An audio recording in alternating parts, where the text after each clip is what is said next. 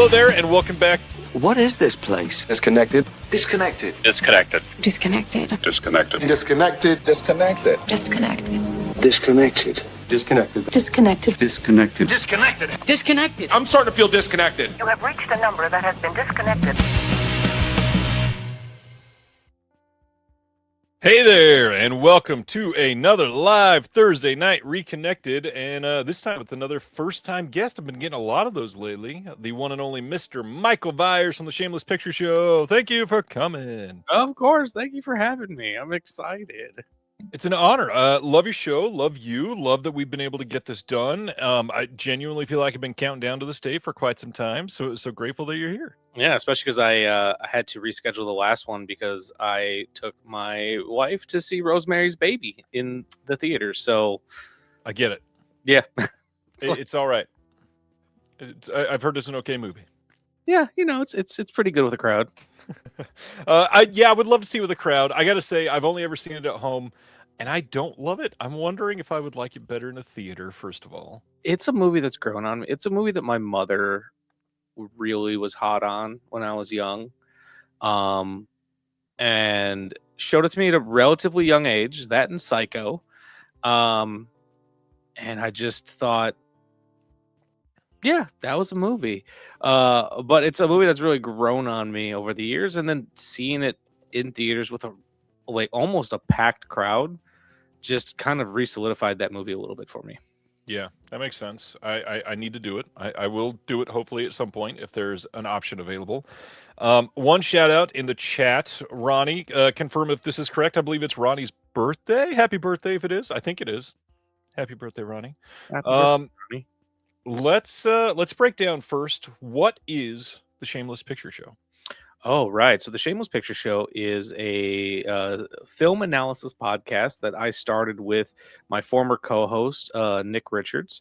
We met each other at the Beloit Film Festival. Funny enough, we're both from Wisconsin, but he was living in Maryland at the time.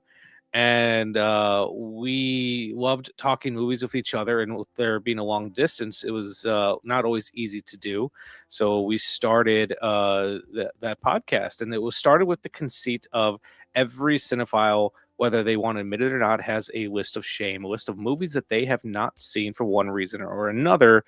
And it was a place for us, in a very non-judgmental way, to get together, admit, hey, I haven't seen this, and let's talk about it. Because sometimes, there's really big films that if you're anything like me, you put off. It's like, okay, yeah, I could see The Godfather, or I could see all the films that that ripped off The Godfather, because I'm sure The Godfather, it's not going anywhere.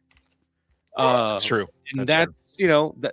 So it's kind of nice to have an excuse, like, okay, I'm gonna sit down and I have to not force myself, but I'm choosing now to watch this instead of something else that's on the pile, or what have you. Yeah.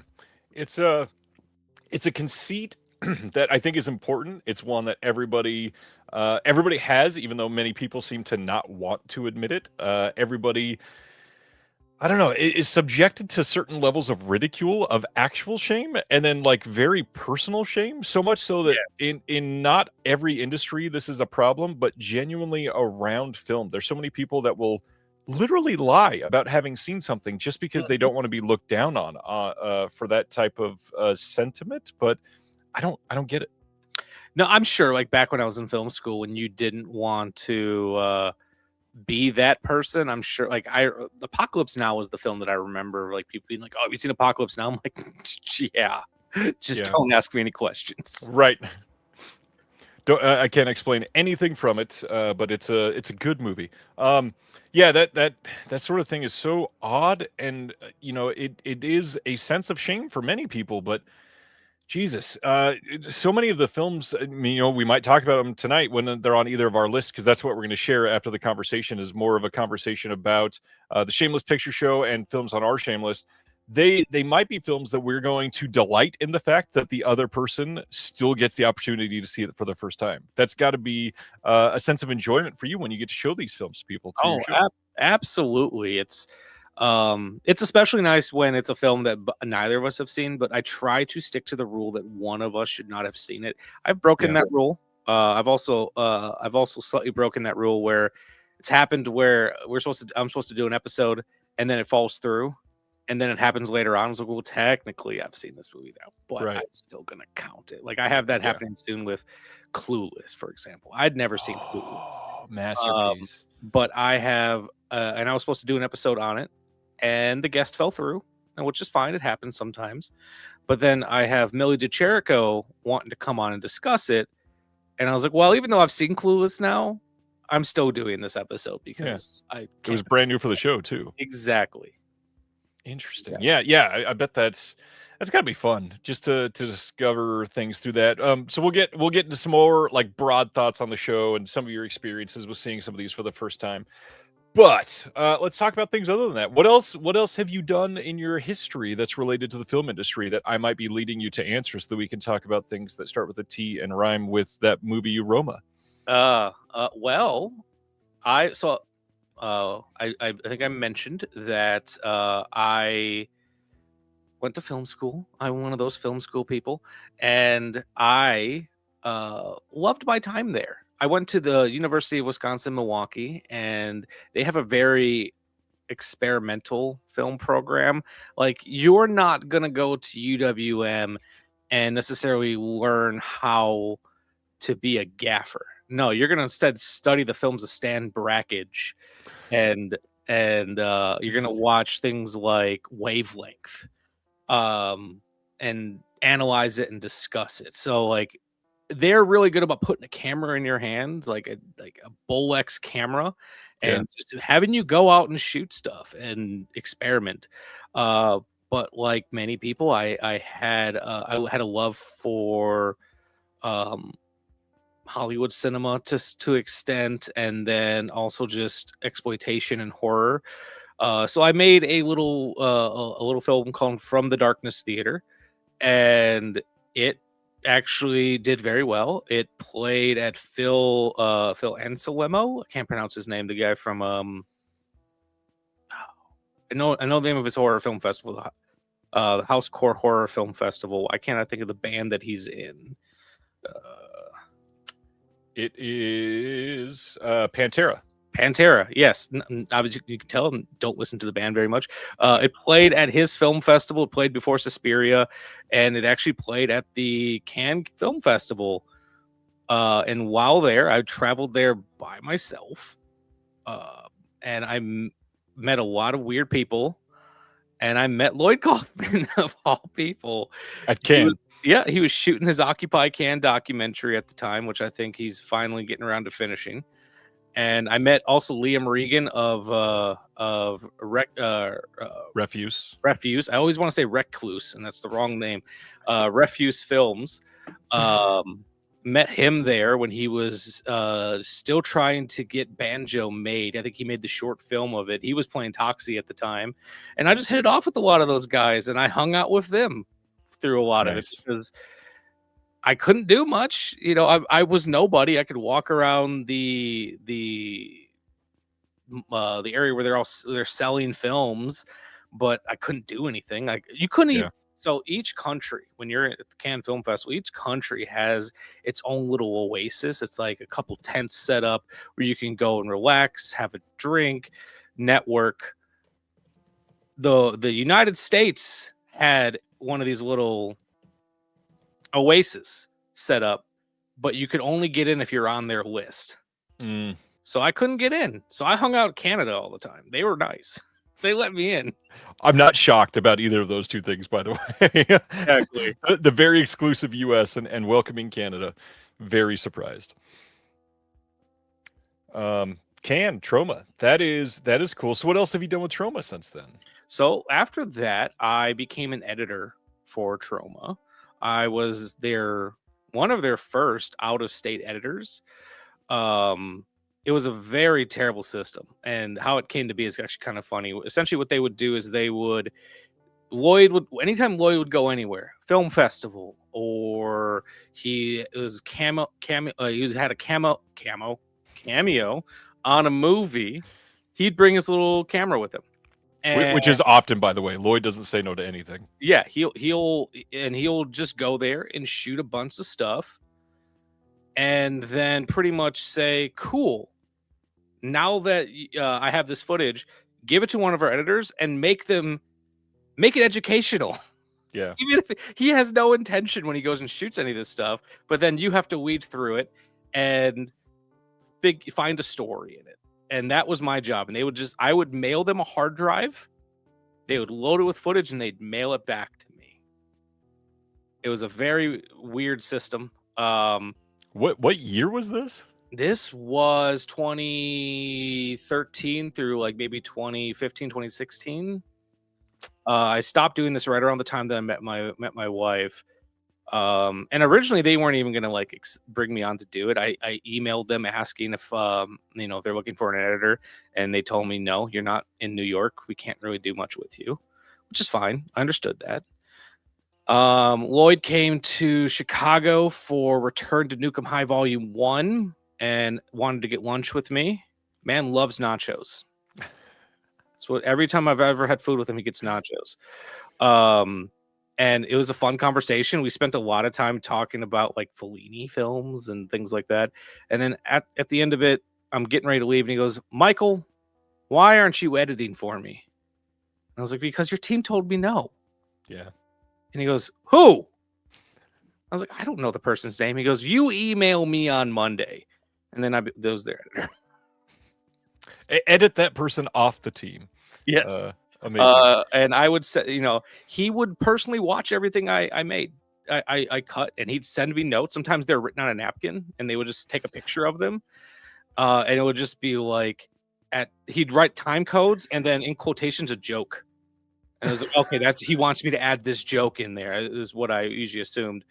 But I got to do some cool videos. I did their, when they were at the Museum of Modern Art, they made a big video for it. He wanted me to edit that, and actually it's on the classic Nukem High, the subhumanoid meltdown Blu-ray. It's on there, so I have some of the stuff I edited on Blu-rays. I don't know how much of it's still around though, because their YouTube got nuked years ago. Yeah. But I did videos where he interviewed Richard Stanley, Bruce LaBruce, a bunch of cool people, and it was a fun little gig for a while. That is awesome. What's funny is now their YouTube is back, and I feel like better than ever at the moment. They're doing like actual interesting choices for YouTube, which for Trauma is not something I would have expected. Yes, yeah, Lloyd's never gonna he's never gonna stop. He's never gonna roll over. Even when their YouTube got nuked, he found a way. Even with their streaming service, he's still the first one to be like, hey, steal this movie. I don't care. Yeah. He just wants people to see his stuff.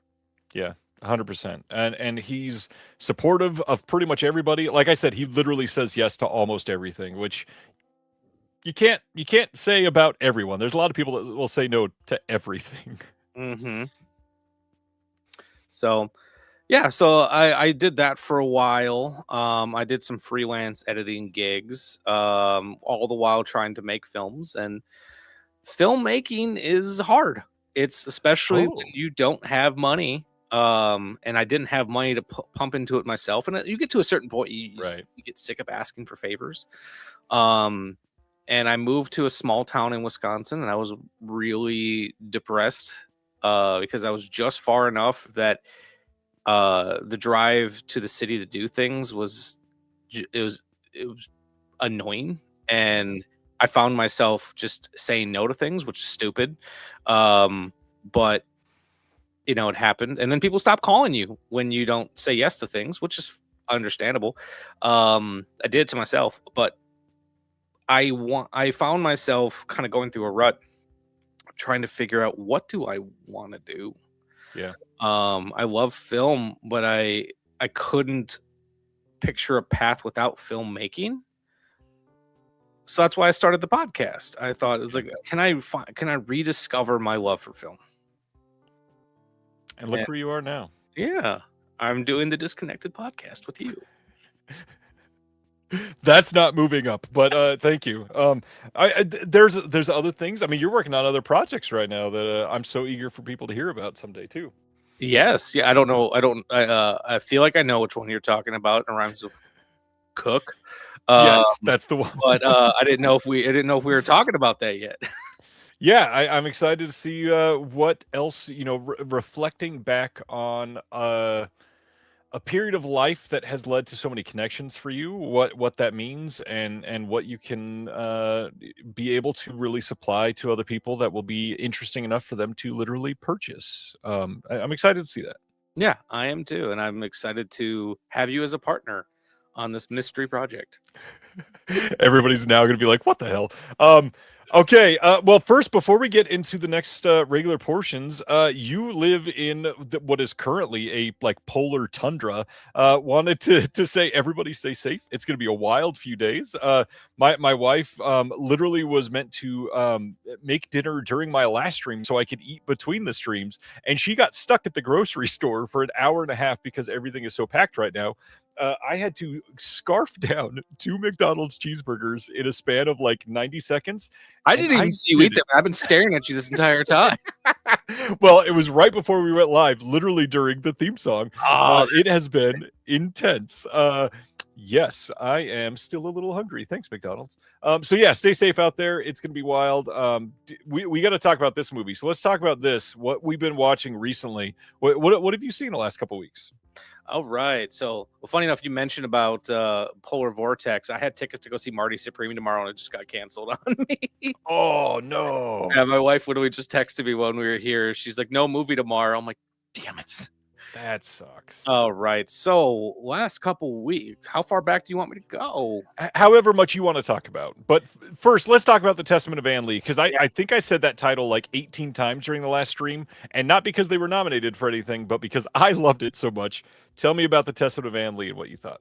Oh, I love the Testament of Anne Lee. So my good buddy Austin Proctor of the Frightmares podcast, he came and stayed with me over the weekend. And Testament of Anne Lee was one of the movies we saw. It took him to the most beautiful theater in Milwaukee, Wisconsin. It's called the Oriental Theater. And they were showing the Testament of Anne Lee on 70 millimeter. And I try to go to any 70 millimeter screening I can, because I'm fortunate enough to have a theater that can project it. And I was floored by the Testament of Anne Lee. I didn't 100% know what I was getting into going into it. I've not seen any of Mona Fastfold's directorial work, but I had seen The Brutalist, which I was a huge fan of, which she co-wrote with Brady Corbet, who co-wrote this film with her. Oh, you have the picture pulled up. Look at that. This is called hosting. Yeah. So that's me. I did that quickly. My wonderful wife Amanda, and the tall person in between us, that's Austin Proctor of the Frightmares podcast. And look at the this theater. That's up in the balcony, which they only open during specific screenings. But I pulled some strings so we can get up there. Amazing. That's incredible. It's an incredible theater to see a movie in, and especially in 70 millimeter. Oh yes, and this movie just looked gorgeous, and because I didn't quite know what to expect. The trailer that I saw kind of gave me folk horror vibes. Yeah, kind of reminded me of The Witch, which I didn't love when I first saw it. But I love folk horror, so like I was like, all right, I'm still excited. I'm ready to go in, and I was just blown away by it. I love that you shout out The Witch. I've been telling people the Testament of Anne Lee because like nobody has seen it yet because it just came out wide. I've been telling people it's as if Robert Eggers directed a cult, a religious cult musical in a way. Yes, but my wife and I were arguing of whether or not it actually counts as a musical. Technically, no, because it's not progressing the plot in any way. No, all the songs are relatively diegetic, and they're songs that they would be singing in their day-to-day life anyways, because the Shakers were kind of a musical group, and it made even more evident by the fact that they're singing and it's driving everyone nuts. So, but I understand why they classified it as a musical, because I feel like if they didn't,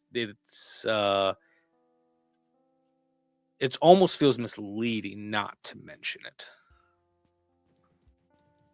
Yeah, in a way. I guess it'd be misleading because I feel like I know people who have a strong aversion to musicals, and I feel like if they went to this not knowing that there's going to be so much singing, it might feel like pulling the rug out. I personally don't think that, but I feel like it was a promotional discussion. I mean, they're kind of doing it for like they did it for Wonka. They did it for what was the other one they hid last year? There was another one. Shit. There was another musical last year that they hid. I don't remember. Anyways, it'll probably it's somebody in the chat will say it, I'm sure, in just a moment. But yeah, it's seemingly becoming a thing that we're hiding things from musicals all at the same time while we're releasing. We're going to talk about tonight a Broadway musical that hit theaters this year that did okay that I saw in theaters. Love stuff like that. So yeah, glad you got to see this and glad you liked it. Yeah, I really did, and I'm still trying to decide if I can put this on if this goes on my 2025 list or my 2026 list. Well, it is a 2025 film, but it didn't have a wide release in 2025. That's where my it is true problem comes in. It's important. It's not important, but it's something I'm tossing and turning over it because I'm a nerd. I always classify it as which Oscars are they eligible for. That's fair. That's fair. Then I guess I got to take it off of my 2026 list. You should. I think you should. So Testament of Anne Lee. What else have you been watching? All right. So I'll kind of focus in on the time when actually no, I'll go back a little bit. So one thing that I've been doing since last year is I realized that Steven Soderbergh has made a fuck ton of movies. And I've only up until I started this challenge, I had only seen like 5 of them. I was going through his Wikipedia. It's like, man, this man has never stopped working. Even when he said he was going to retire, he was still shooting second unit for like Hunger Games and things. So I thought, well, I'm just gonna go through his filmography in chronological order. And that has been I'm still within his first 5 films, and even those are all over the place. Yep. Like you go from Sex, Lies, and Videotape to Kafka. And then from there, there's King of the Hill, which I think is a gem of a movie, even though he doesn't agree. Yeah. The Underneath with Peter Gallagher, and then next is Schizopolis, which what a weird run of films. So I've been working through the films of Steven Soderbergh, and as I said, I watched King of the Hill and The Underneath this year. I also watched The Hudsucker Proxy for the first time recently for an upcoming episode. Nice. Everybody needs to tune into that so you can find out what he thought. Yes. And then over the weekend, I watched the Herschel Gordon Lewis film, The Gruesome Twosome. How'd you feel about that one? I liked it. It's not my favorite Herschel Gordon Lewis film, but I did quite like it. We chose it because it was like 72 minutes long. Yeah. And it was the night that Austin got in, and he I don't think we got home until like 10 o'clock. But it was like we weren't tired enough to go to bed. So it's like, okay, let's throw in a short movie. And The Gruesome Twosome won that. I saw the new Park Chan-wook film, No Other Choice. Great movie. It is a great movie. And the way that they handle tone in that film, because it's a balancing act. Oh, yes. The dog that's walking around, her name is Frankenstein. She is 13 years old. So because of that, she paces because she's old and has sore joints, and it's too hard for her to get up and down. So she'd rather just walk around. Yeah, there she is. She's just walking her perimeter. Yeah, good. Yeah. She's on guard. Yeah, we are much safer with her. So you're going to see her walking around.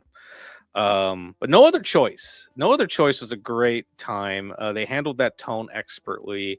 The comedy never took away from the drama of the film, but it got wild.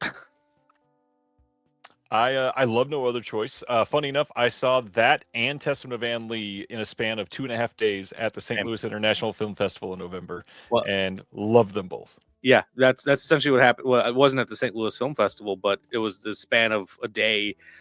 Yeah. And they weirdly complement each other well. I They can't do. quite explain why, but it just felt right. Yeah, agreed. And then I'll be touching on this again a little bit later when we talk about things we picked up. But then I also watched the AGFA release of Amanda and the Alien. Fun movie. Fun movie. It is. Yeah, we were walking around a local video store called Good Shit Video, and my wife, who doesn't see her name mentioned very often, saw Amanda and the Alien, and she's like, "I don't know what this is, but I have to buy it." Got to do it. Yeah. So we watched it that night, and then I rewatched The Gruesome Twosome with the commentary track. I just had to. I had to. My 2026 goal is if I watch something that I own in physical media, I used to do this, and I don't do it as much anymore. I need to complete the disc. Yeah. What I'm telling myself. Maybe not with every single commentary, because sometimes a disc will have like 4 or 5. But I'm trying to be better about, because that's the stuff that makes me love movies, and I don't know why I don't watch them as much. So I get that. I watched all the special features on The Gruesome Twosome and rewatched it with commentary. Nice, very nice. How was the commentary specifically? Commentary is good. It's got Mike Vraney from Something Weird Video kind of moderating it, and he's just great about pulling questions out of Lewis, who has when they recorded this which was back when the DVD came out, I believe. He just had a really good memory about how a lot of things worked, and I learned from this commentary that he had a very good working relationship with KFC. There's a lot of KFC product placement in Gruesome Twosome and a couple of his movies, and essentially what happened was he said, if you feed my crew for a couple days, I'll put KFC logos throughout the movie. And he agreed, and then eventually Colonel Sanders was in one of his movies. Yeah. Herschel Gordon Lewis had a hell of an interesting life. That's one of the biggest things that people need to take away from his stuff. And one thing I'll shout out, I don't know if people have seen this or not. The Sean Baker interview of Herschel Gordon Lewis on the Criterion Channel is one of the greatest things to ever be on the Criterion Channel. And I do say that earnestly. Like, it is genuinely beyond intriguing the entire time. Absolutely. Yeah. I think I feel like I watched that way back before I even knew who Sean Baker was. Yeah. He looks very young in the interview, that's for sure. Yes. And then any of the interviews that John Waters did with Herschel Gordon Lewis is also pretty great. And funny enough, I reached out to Herschel Gordon Lewis back before he passed away. He was just a filmmaker I really admired, and I reached out, and I found he had a marketing business at the time. Yep. Which, by the way, he started obviously in everything that he did. He was super into marketing. I reached out to his marketing company and just said, "I'm sorry if this is inappropriate, but I'm just a big fan of your movies. Is there any way I could get like an autographed photo?" He emailed me back a very eloquent email that essentially said, "If you send $30 in a self-addressed signed envelope, I will send it one." That's so Herschel. I had so little money, I could barely afford groceries at that time. So I was like, okay, I'll circle back to this. And he died a couple months later. Dang, that's rough timing. Yes, but I got to email him, and that was still pretty cool. And you got a response. Yeah, I got a response. It's all about perspective, Ryan. It's like, I never got to have John Waters on my podcast, but he personally said no to me, so that still feels like a win. I don't know if I should say this. A couple of things over this last year has been really weird to me, where somebody, especially for physical media, has asked me if I can find out if somebody would be interested in doing something for a disc. And a lot of time I'll say, yeah, I'll try. And it's somebody that I have no dream of ever being able to speak to in any way. One of the most surprising ones over this last year is somebody saying, hey, we'd love to get John Waters to talk about these films. Can we see if we can reach out to him? And if you can get him, I was like, I don't think there's any way I'll be able to get to him, but I'll try. Within an hour, he was personally telling me no over email. I was like, how did I just get to John Waters in like 34 minutes? It was crazy. Especially because he's not an easy person to contact. Like, No. he has this whole system where if you have fan mail, you have to send it to a comic book store down the block from his house. Yep. But no, he personally declined the podcast and then tipped my former co-host $50. Personally declined. I mean, that's a pretty great claim to fame. My big one like that over this last year was I got I got Jim Wynorski to get upset with me personally and raise his voice at me over the phone, which was fun. What did you do to piss off Jim Wynorski? We wouldn't pay for his Uber in 2 different directions. He has blocked me on Facebook at least twice, and I have never even encountered with him, so I don't even know why. That means he had to unblock you. Yeah. Yes. Oh, geez. Anything else that you watched recently that you want to shout out? I watched Together. That was a fun time. Fun movie, yeah. Yeah, I was not expecting as much humor in that film. Yeah. I'm not complaining, though. I think I even said this on my Letterboxd review. So Dave Franco was in both Together and the film Neighbors, and they both share a very similar scene. I did not connect that, but that is true. That is absolutely true. I don't want to spoil either movie for someone if you've not seen Neighbors and or Together. That's fun. I'll go do a double feature. Yeah, that's a good movie. It's a good Franco day. Yeah, good movie. Check out Together. One that quickly I feel like people are forgetting just came out this last year because 2025 was a good year for movies. It was. It is particularly strong, and not even just the big, highly acclaimed movies that are getting like the Oscars and everything, but just there was just a lot of fun stuff that came out. Yeah, even like some of the movies that I didn't love, it's like I still had a good time with. That's true. That is true. I had a lot that I've classified as like I was definitely entertained and was glad that I saw them, but they were not good movies. Like what? Like what's one of the ones that you had fun with, but wasn't that great? Let me pull up my list. Oh God, what I always forget the actual title of it. The like rom-com of the sister's husband died and the car gosh, 1 second. I watched too many movies. I got to go down the list. This is great TV. I'm so sorry. Regretting You. Entertained the entire film. Not a good movie. Not a good movie at all. That's fair. That is one I hadn't actually. I don't think I even heard of that one. It's one of the 18 McKenna Grace films that came out this year. Okay, fair enough.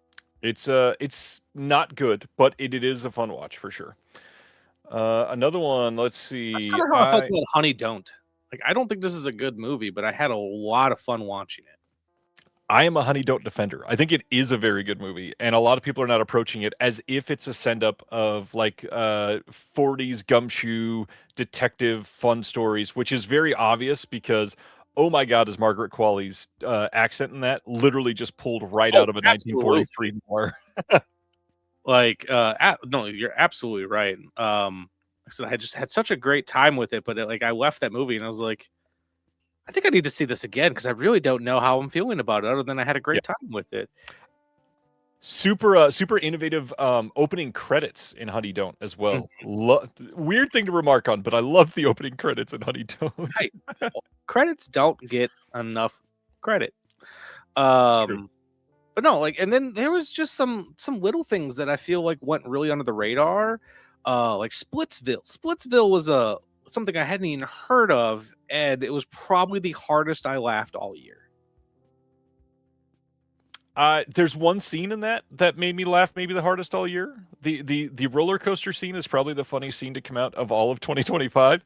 I did not enjoy the movie all that much. Oh, see, I just their entire little fight sequence when they when they agree that knives are probably not a smart idea, just nearly took me off my couch. Yeah, that's true. The fight scene was pretty funny. It was a long fight scene too, so maybe it's better than I'm giving it credit for. All right. I'll go into a couple of my recent watches because Please I do. had a shockingly large week compared to what I expected. And what's funny is this first film is 3.5 hours long that I'm going to mention. I showed my kids the Peter Jackson King Kong. I have always been a big defender of that movie. I adore that movie. Yeah, love that movie. They had a blast with it. It was a good time. It is about as good as I remember, and I overrate it more than most people. I love that movie. It's epic. I think it's well made. But my God, is the CGI really bad in it? Well, yeah, it's of its time, but I think I saw that movie in the theater twice because I was really hot on it. It might be my favorite King Kong movie. I don't know. I have to really think about that. I love Kong Skull Island, but it's definitely top 2 or 3 for me. However, when I saw King Kong for the reason I had to see it the second time, other than the fact that I loved it, was because the person I went to go see it with truly was not interested in seeing it and just played Grand Theft Auto 3 on his PSP the entire time. We sat in the back of the theater, and I was like, "Why did you even come?" Yeah. That's rough. I agree with the people saying that King Kong is too long. The big thing is getting to the island. You that should not take like 50 minutes. I agree that it like humanizes and gives you a reason to care about the people, but my God, we don't need 45 minutes of lead up to get to the boat and then some rough boat scenes and then suddenly we're on the island. Now an hour into the film. That's fair. I don't feel like it bothered me at the time, but I've also probably not rewatched it in over a decade. Yeah, it had been a while for me. I love it, and even then, like the getting to the island, I like that part. It's just for the film, it wasn't needed. All right, what else? Let me pull back my list again. Oh, I finally watched House of Dynamite from last year. Did you see that one? The Catherine Bigelow? No. How was it? It's very well. She's an incredible director. It's a very well made movie. I was happy with the structure of the film, which seems to be a lot of people's complaints. I understand that it takes away the weight a little bit of what is happening in the movie. But honestly, it was just compelling. I don't know. I feel like Catherine Bigelow just has my number a little bit in her movies, and it's like directed straight for me. I loved the first and third act of House of Dynamite more than the second act. And what's hilarious is all 3 acts are the same portion of the film, just done 3 times. But it's good. I was greatly appreciative to see the cast that she had in it. Truly loved seeing some of these people give her just really great performances. Especially like Tracy Letts seeing in a pretty important role was nice to see. Jared Harris, always remarkable. Hilarious to see him in this and in Chernobyl. And I don't want to spoil anything, but if you've seen either of those movies, the fact that he has the same outcome is crazy. And I guess Chernobyl's not a movie; it's a limited series. Couple other things. That's true. Reverence. We talked about this on the show a couple weeks ago because it got a physical media release, and it looked like it was. What is the polite way to say this to make people not feel alienated? Oh, I know. Red Hat trailer trash MAGA porn. That's exactly what it was. I did not like anything about this movie. I thought that they could have gone a lot of different ways, but it basically just lifted up the wrong characters and made somebody out to be a hero when they were just kind of a piece of shit the entire movie. And that sort of thing really grinds my gears. It made no sense whatsoever. Nothing about the movie was logical. Do not watch Reverence from 2025. It's a bad movie. Good. Had no intention to. Smart man. One that you should watch, though, Clemency from 2019. This is a movie that is directed by, her name is hard to say. It is Chinonya Chukwu. She is an incredible director for this movie, and it is about an individual who is a warden at a prison, and the movie starts with an execution gone wrong and sort of traumatizes a bunch of people that were associated with that. And the act of being a warden after having that happen and how it affects your future decisions and humanizing prisoners. Very good movie. it is a little bit plotting, and I feel like the fact that we have the failed execution at the beginning, it sort of loses its emotional weight after that. But it's still a journey worth going on, and really will hammer home how you should not go to prison and probably not work in a prison. But it's a fun movie, and fun not meant in a literal sense. Like it's well made, and you would have a good time watching it. And it's got Alfred Woodard.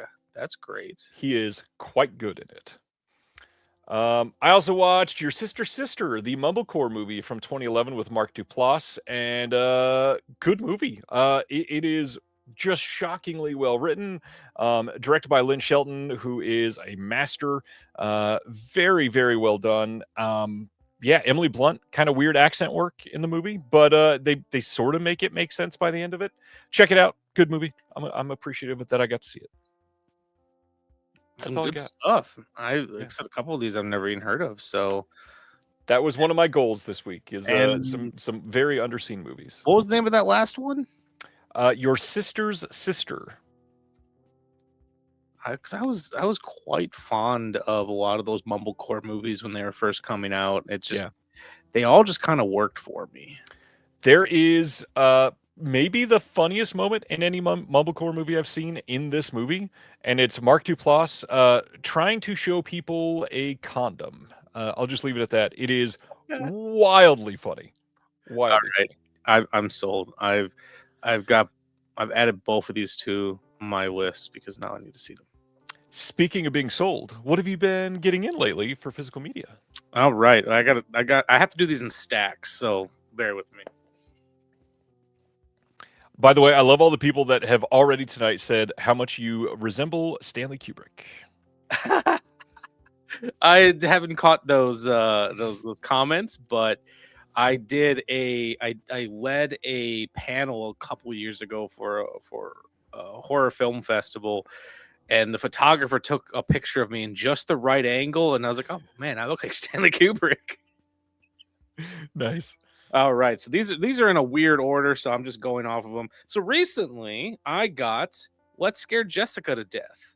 Brilliant movie. And I saw this movie years ago. I want to say it was on like Tubi at one point or something like that. Yep. And it just really stuck with me. So when I found out that Vinegar Syndrome put this little gem out, I knew I had to pick it up, and I wanted this nice slip cover. I love the pink. I think it's such a vibe. So big fan of that. Also recently got, and this one I got in as a review copy from Kino Lorber, I got Diva. Ooh, I need to see this one. Yeah, so I'm a big fan of the movie Betty Blue, which was directed by the same person. I'm sure I'm going to mispronounce his name. Jean-Jacques Benet is how I've been going with it. This is the film he did before Betty Blue, and it sounds like it is a French crime film, which is perfect because I love French crime films. So Kino Lorber just put this out in 4K, and it's absolutely stacked with special features. Everything. It's got scene-specific commentaries with the director itself. It has a Arthur Simon Abrams does a commentary on here as well. It's got an introduction by Phil Powry, and it also just is stacked with interviews with pretty much everyone involved in this film. Nice. So I'm excited to dig into that. Picked up Dogma. Good little indie film, yeah. Yeah, I've been holding on to my DVD copy for ages because no one knew what was going to happen with this film. So I was at a local video store called Good Shit Video. Mick, if you're listening, anyone in the Milwaukee, Wisconsin area should go to Good Shit Video.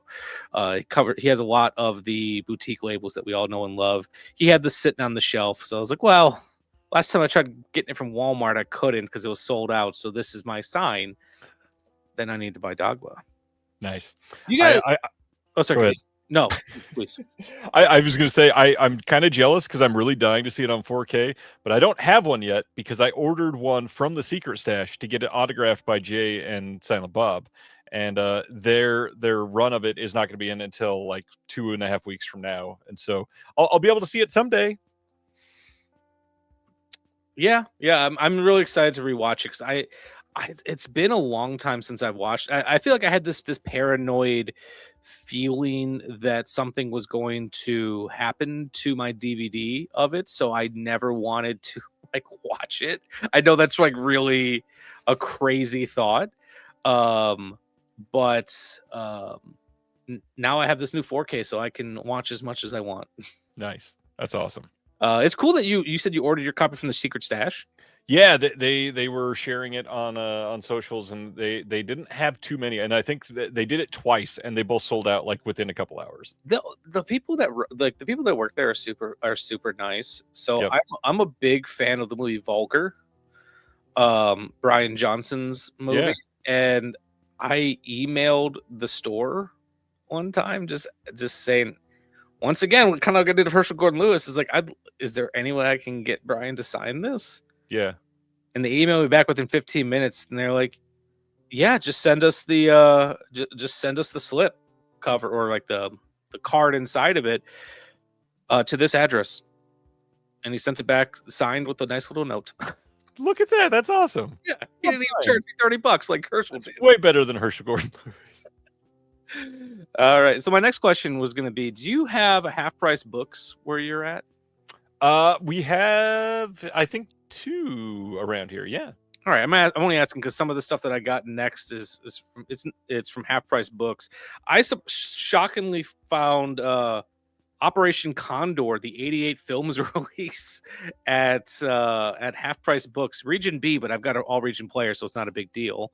I was just surprised to see this sitting around on their shelves. Yeah, that's interesting.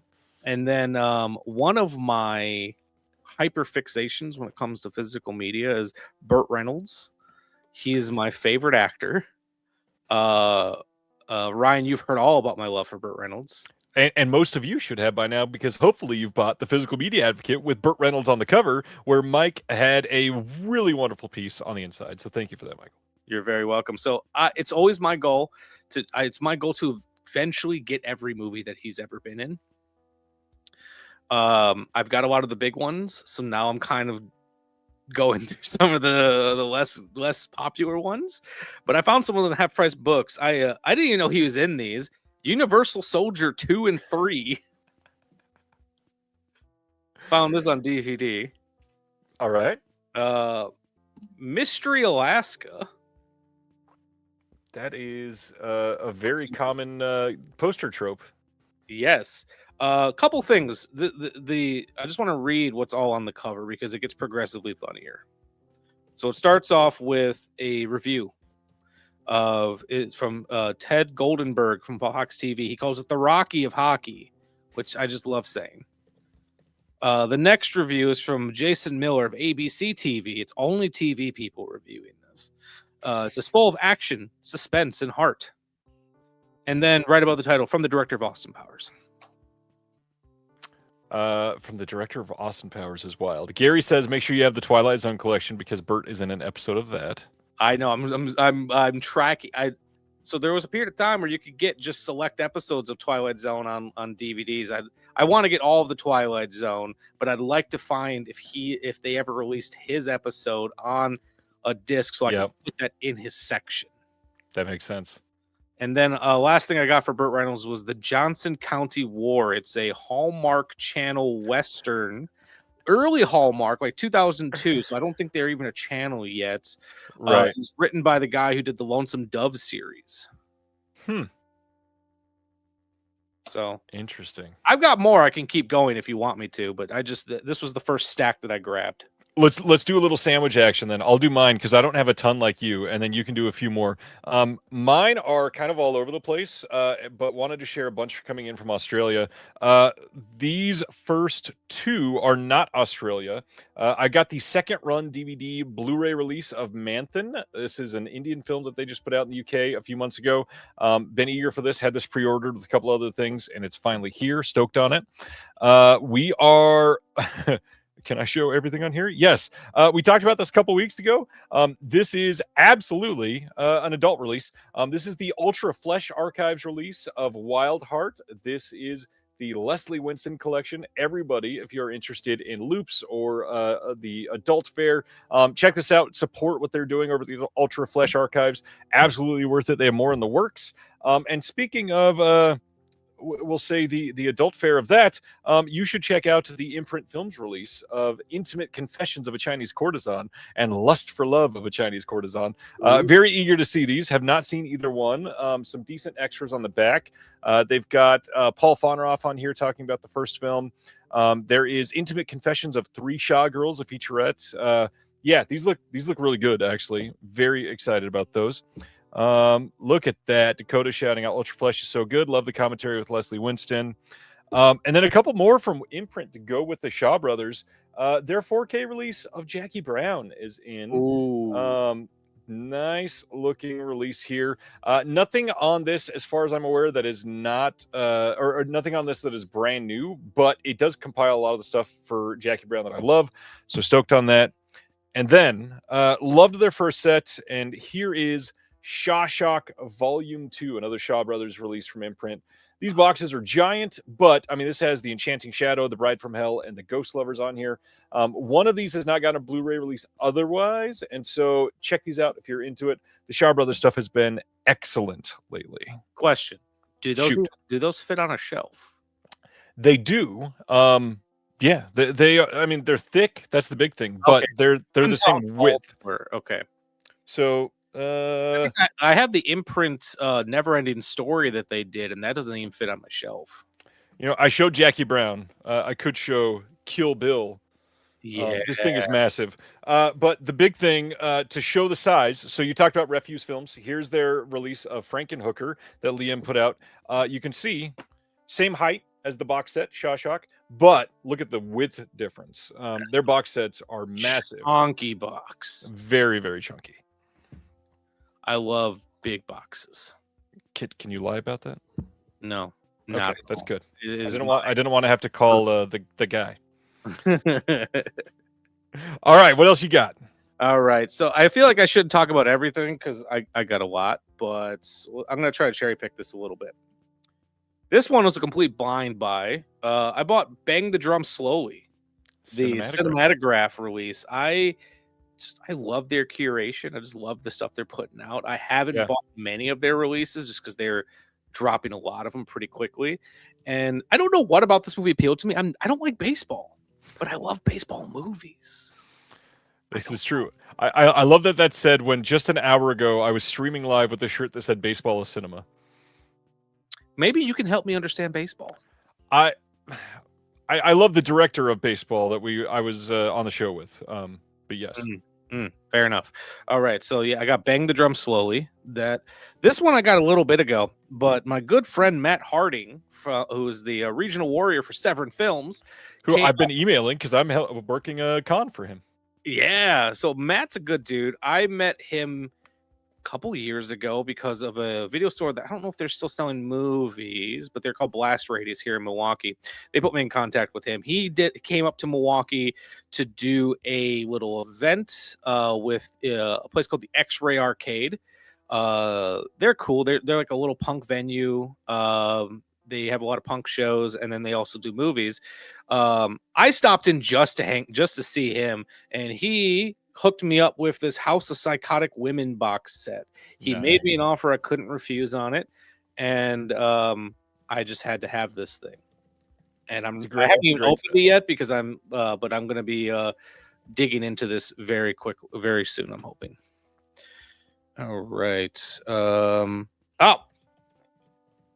I got this, and I know this is a movie that you're a fan of. I got this into review. I got Roofman. It's incredible. Yeah, I got that 4K in as well. Yeah, my mom actually saw this, and my mom's not one to go see movies that she's never heard of, but my best friend, his mom, drags my mom to movies, and they went together to go see Roofman. So when I got this in, I was pretty stoked for it. Here's one that I'm kind of excited about. I've had my eye on this for a while, and I just never pulled the trigger on buying it. So when I found it, like in person, I knew I had to leave the store with it. I got the American Horror Project Volume 1 Nice. from Arrow. I absolutely love The Witch Who Came from the Sea. I haven't seen the other 2 films on here. But more than anything, I just love listening to Stephen Thrower talk about movies. Yeah.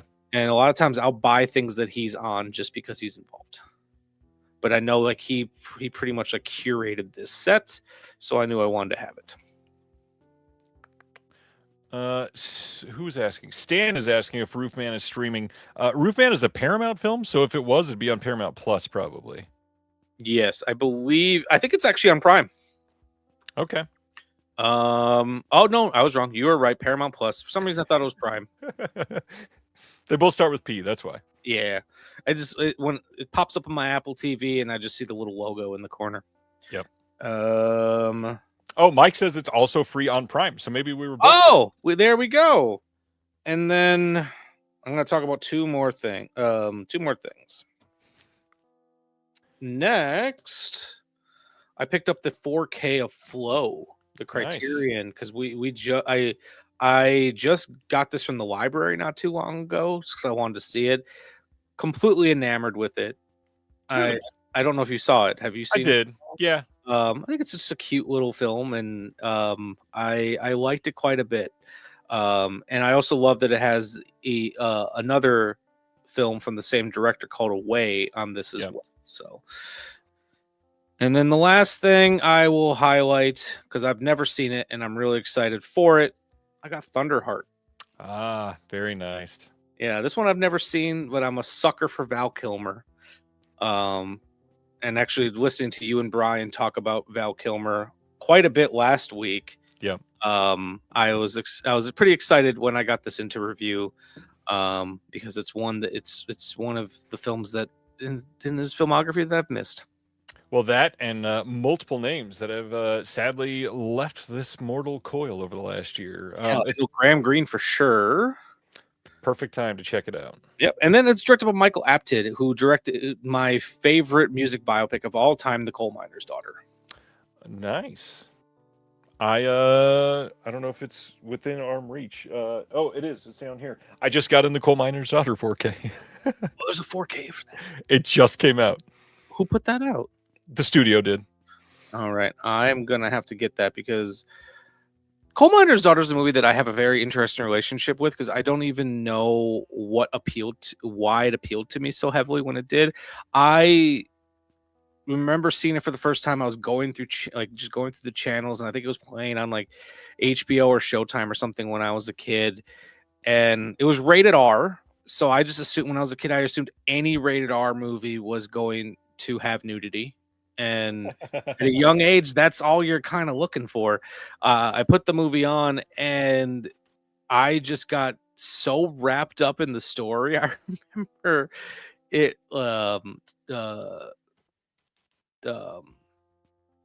Why am I struggling to think of his name? Tommy Lee Jones. Wow. Tommy Lee Jones, like he like swears to Loretta Lynn's dad. It's like, I will never lay my hands on her. And then literally the night of their wedding, he beats her. And I just remember being like 9 years old, being like, that piece of shit. Can I blow your mind a little bit? Yeah. It's rated PG. What? For some reason, oh, wow. Well, I thought it was rated R as a kid. That's the only reason I could have thought that I put it on. Coal Miner's Daughter is a masterpiece. The music in it is beyond nostalgic for me. It was something that I heard an infinite number of times growing up. Great performances, great movie. Check out Coal Miner's Daughter. And I also love that Loretta Lynn kind of strong-armed Sissy Spacek into being in it. Yeah. I've heard that story. Jim, that's exactly why I got it. It was $11 on sale at Amazon. Deal. Yeah, for a brand new 4K. Good deal. Yeah, I don't remember the story, but I think I heard it. Is it shareable? Do you remember it? Yeah, so essentially what had happened was the studio was helping develop the film, and Loretta Lynn was involved with it. I believe she's got a producing credit of some sort on that film. I think so.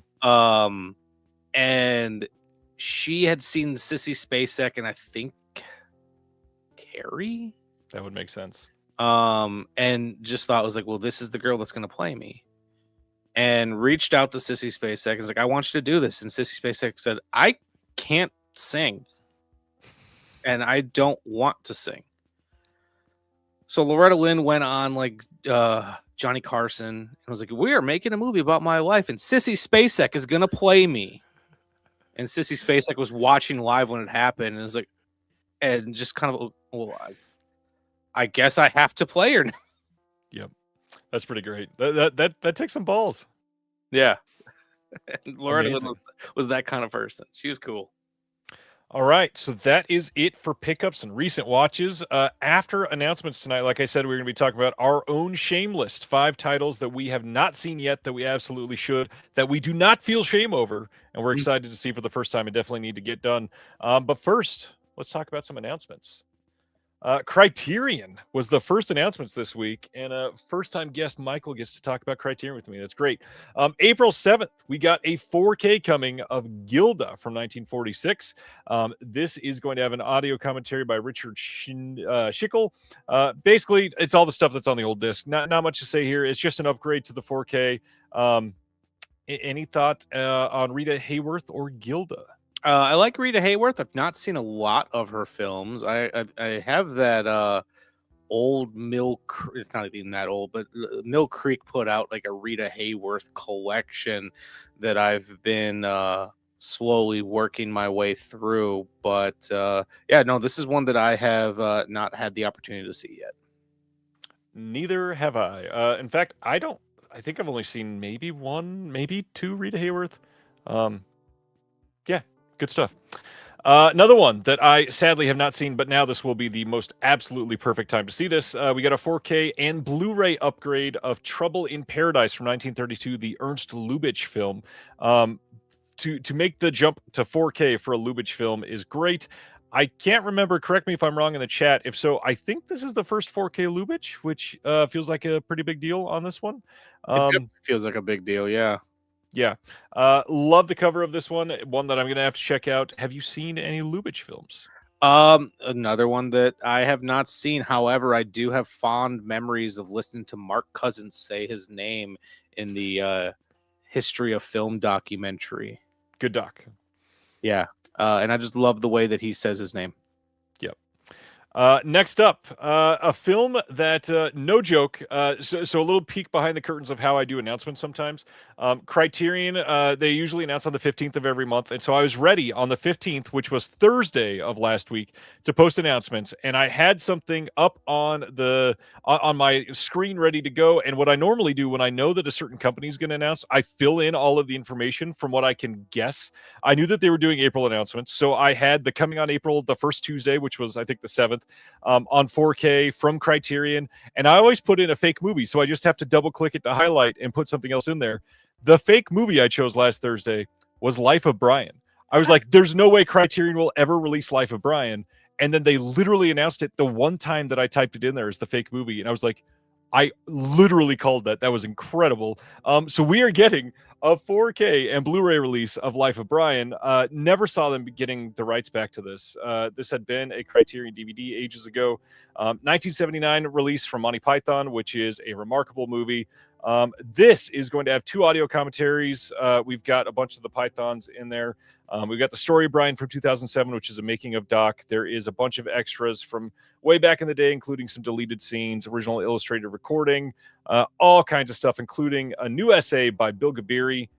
Do you have a history with the Life of Brian? I actually don't have much of a history with Monty Python in general. Nice. It was never any. They were never anything my parents watched growing up, or anyone that I really knew. So like, even though I was familiar with them as I got older, I didn't really have anyone shepherding me towards their stuff, and they definitely are shameless material of something I need to see. Have you seen any of them? Holy Grail? Nothing. None. Like, I've seen the Monty Python guys in things, and I've seen some of Terry Gilliam's films, but I've not seen a proper Monty Python movie. I think we should schedule a weekend, get us literally in person together, and watch all of their films back to back. I'm not kidding. Genuinely. I will refrain from watching any of them until we can plan this. Handshake, same. I wanted to watch Holy Grail again soon. That sounds amazing. We're doing this at some point, and Yeah. I cannot wait to talk about it. That sounds like a blast. Funny enough, I was raised a little bit on Monty Python's Flying Circus, but in a weird way, it was because it was on PBS on Saturdays, and I don't know why it was on PBS as a child. But It's Yeah, it's also interesting too, because like I don't know the age of your parents, but my parents were older than all of my friends' parents. Like my dad was born in 1954, so like I think by the time that Monty Python was doing their things, it just wasn't something he was interested in. my parents were always younger than all of my friends' parents, but not super different in age from yours. My dad was born in '65, so around ish. Yeah. But to be fair, he probably should have loved Monty Python. He was kind of the perfect age for it. My dad was just an idiot. Well, still is an idiot. I think he's still alive. I haven't been notified of anything. My dad Um, liked westerns. That was just kind of his bread and butter. My dad liked alcohol. Anyways, let's go to the next one. That was a dark joke. I hope my sister's watching because she's probably laughing like crazy right now. Next, April 21st, we are getting a Blu-ray and DVD release from the Criterion Premieres collection of Resurrection from 2025. This is the Be Gone film, or Be Gone, Be By. I don't remember how you say his name. I think it's B. Began, something like that. This film is supposedly incredible. I've not had a chance to be able to see it yet. I love that Criterion is doing this. That being said, it always hurts when a film that I've heard is like ravishing beautifully, when its visual like splendor is displayed on screen. And I know that it's coming on Criterion Premieres because you know that that's not going to be a 4K. They only do Blu-ray on this line, Blu-ray and DVD. So I hope somebody else gets this and really delivers the potential here. Supposedly the colors are amazing. Have you been able to see this one yet? No, but I actually just saw a trailer for it before No Other Choice. And I was instantly like, my wife and I both looked at each other and was like, we got to go see this. Yeah. Plus, I just love that. I don't remember which film critic put it, but I just love that the review they used in the trailer was "It's cinema with capital C." That's pretty cool. That's a great review that I would be holding on to for a long time. And it's the perfect type of trailer too, where it's just a vibes trailer. I don't know anything about this movie. I don't know it's like watching a Nicholas Winding Refn trailer. Like, I don't know what the fuck this movie's about, but I'll need to see it because it looks visually sumptuous. Oh gosh, which one? I need to look up Refn. I always get the name of the title wrong. Nicholas Winding Refn. So somebody was describing Neon Demon to me, and they said it's the only movie that I love that they have a talking speed of about 13 words for every 4 minutes, and I'm somehow enthralled. Yes, honestly. I'm an easy mark. Like the more pretentious he gets, the better. I just soak that shit up. I don't understand why. Understandable. Next up, a big one this month. We are getting on April 21st a 4K and Blu-ray release of Point Blank. Point Blank is the title, from 1967. This is the Lee Marvin joint from John Boorman, a title that people adore, that has long needed a great release. And here we go. Brand new 4K digital restoration, supervised and approved by John Boorman. We've got a 4K disc and a Blu-ray disc. We got an audio commentary with Boorman and Steven Soderbergh, second Soderbergh name drop so far. We got an interview with Boorman conducted by the author Jeff Dyer, new interview with the critic Mark Harris, new reflections on the film by Jim Jarmusch. We've got a new program on the mid-century LA architecture feature to the movie with historian, that's not a word either, historian Alison Martino, and then The Rock from 1967, a short doc on Alcatraz and the making of the movie. Plus, there's a interview with Marvin from a 1970 episode of the Dick Cavett Show, and an essay by Dyer. Like, this is a great looking release. I have to buy this. I saw this years ago. So a lot of my stories about watching movies involve my mother, because she I didn't have many movie friends growing up, but I knew if it came on Turner Classic Movies, my mother would watch it with me. I saw this movie when I was like 14, 15 years old. Nice. Neither of us had seen it. It came on Turner Classic Movies. I just remember it finished, and my mom was like, "What did you think?" And I was like, "I think I loved it." And she said, "I think I hate it." And I've not seen it since. I've just been kind of riding that high ever since. So, with all of that, plus you're gonna throw some Soderbergh and Jarmusch in there. Hell yeah, I gotta pick this up. That is a big deal. Yeah, glad it is out there. So that is Point Blank. Next, on April 28th, we got a Blu-ray release of the Eclipse series next title, and that is Kinuyo Tanaka Directs, a box set from 1953 to 1962. This will include Love Letter, The Moon Has Risen, Forever a Woman, The Wandering Process, Girls of the Night, and Love Under the Crucifix. The only special feature that they're listing for this is an essay by Imogen Sarah Smith, who is excellent, thankfully, but I do wish that we were getting more stuff in these box sets. But it'll be an HD release. It'll be nice to have these. I've not seen anything from Kinuyo Tanaka. Have you seen anything from them? No, and actually, I'm relatively new to the Eclipse series, but I bought the Robert Downey Sr. one and loved that. So after that, I wanted to start kind of blindly jumping into some of these. Yeah, I've got the first one that they just did on Blu-ray. Eager to see the rest that they do. I really hope they upgrade their Nakatsu. Nakatsu, is it crime or I think it's Nakatsu Noir that they called their old Eclipse DVD set. We were talking about that in the Discord this week. I definitely want that one upgraded for sure. Mm-hmm. Yeah, and I just, it's a. I think it's. I don't know what the mantra behind the Eclipse series is, but I can kind of put it together that maybe it's films that they don't have enough stuff that they can necessarily do standalone versions with, Right. or big box sets, but they're important films that they just, I don't want to say lump together because that sounds bad, but there's a thematic or reason for them to be together, or more similar, they're all the same director or something like that. I think it's great because it's still getting the Criterion treatment in terms of restoration work, even if it doesn't have the special features. And Right. I'm glad to see that this is a Blu-ray, because I know my Robert Downey Sr. one is a DVD. But that being said, as an AV nerd, like, we haven't even touched on my obsession with audiovisual Right. stuff. Criterion DVDs still look really fucking good.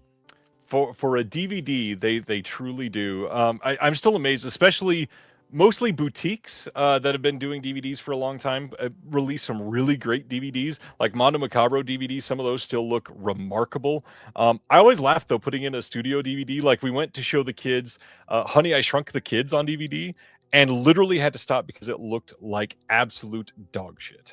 Yes, but yet, like, I have My Darling Clementine on DVD from Criterion, and it's better than some of the Mill Creek Blu-rays that I have. I mean, low bar, but true. Yeah, true. yeah. I just wanted to throw out a title. Understandable. Let's go to our next one. This is a big deal too. April 28th, getting a 4K and Blu-ray box set, separated, not a dual format box set. They're doing a 4K box and a Blu-ray box of John Singleton's Hood trilogy. This is going to include Boys in the Hood, Poetic Justice, and Baby Boy from 91, 93, and 2001. Yeah, this is a must buy for me. Just plain and simple, as somebody that grew up in Southern California, was raised on a couple of these movies. Absolutely love it. We are going to get audio commentaries on all three films with Singleton. New conversation between Ryan Coogler and Regina King. That's another thing I want to see immediately. New documentary on Singleton's filmmaking process with some other people that were involved in his films. New audio interviews with Taraji P. Henson and Tyrese Gibson. Great.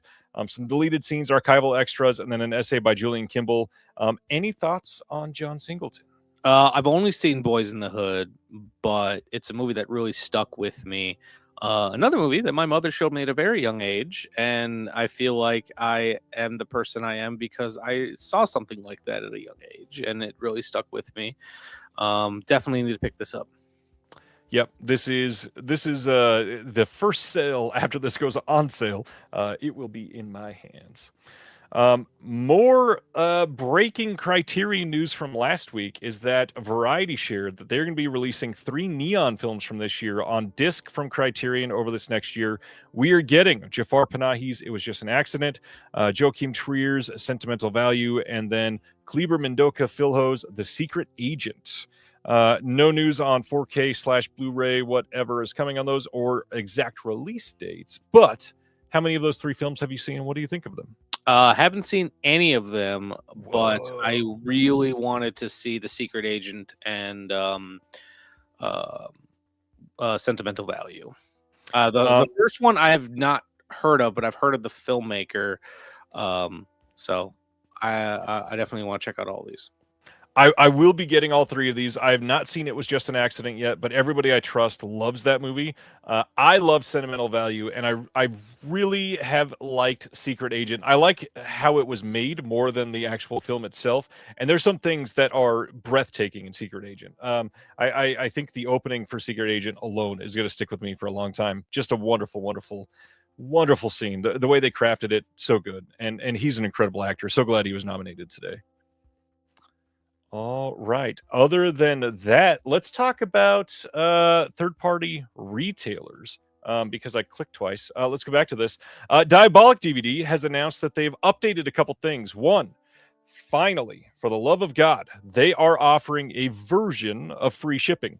And all you have to do is order 3 things on Diabolic DVD, and they are going to give you a $6 credit when you're checking out.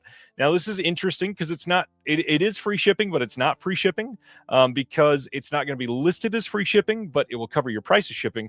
But they also wanted it to work for international buyers. So if you buy at least 3 things internationally, you will get a $6 credit off of the total cost of your order. And obviously, they can't give you free shipping if you were going, internationally, because it's going to be like $30.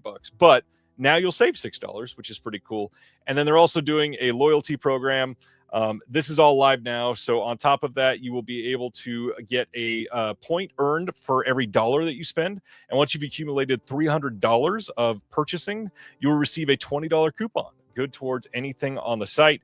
They're working on some other perks with this software that they hope to roll out in the coming weeks, but that is pretty damn cool. Do you shop from Diabolic? I do. They're usually one of the first places I look for, especially if something is slowly dwindling in numbers. I will check them. I usually like their prices quite a bit. I question though if this so quote unquote free but not really free shipping. So you said that you buy 3 things. I assume it's like a bundle, like you buy 3 titles or 3 things from their website, and then you said they give you a coupon. Yes. Can you bank those coupons? Can I just say choose to pay for my shipping? No. Darn, because that'd be fun. Yeah. They will just give you $6 off of that purchase specifically. It will be listed at checkout. And then I guess the other thing to point out here is specifically it is 3 regularly priced items. So if they're having a sale and you get 3 items in a sale, you will not get free shipping, which is rough. I guess I get it. All right, let's head to Australia with Imprint. We talked about this film a few months ago. March 25th, we're getting a Blu-ray release from Imprint of Up the Junction from 1968. This is the Susie Kendall film. This is going to have a brand new audio commentary by Josephine Botting and Melanie Williams. New interview with the assistant director, Michael Dryhurst. Have you seen this movie? No, I've never even heard of this movie.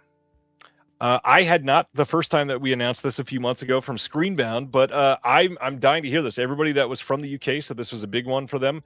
I'm very curious to check this one out. Looks pretty fun. Yeah, so you remember when we were kids and we were always told don't judge a book by its cover type. I need something to go off of, and a compelling or interesting poster goes a long way for me. I don't know anything about these movies. I would pick up these movies blindly just because I like the way it's being sold to me. I like looking at it. Right. Understandable. Completely understandable. It's raw and randy. It's a great tagline. Let's be honest. It really is. It's not as good as it's the Rocky of hockey, but it's pretty good. I would love to see It's the Rocky of Hockey on the cover for Up the Junction. Yeah. That'd be Next up, same date, March 25th, a Blu-ray of Another Time, Another Place from 1958. I just want to point out that on Facebook, I posted this announcement. Somebody saw this cover and said in the comments, "Why does that look like Sean Connery?" great. I wonder why. I really wanted to say, do you know how to read? Because it literally points out that it is Sean Connery.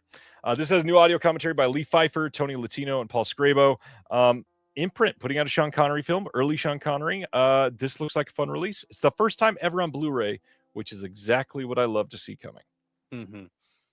Yeah, this one I'm not familiar with, but I do really like young Sean Connery.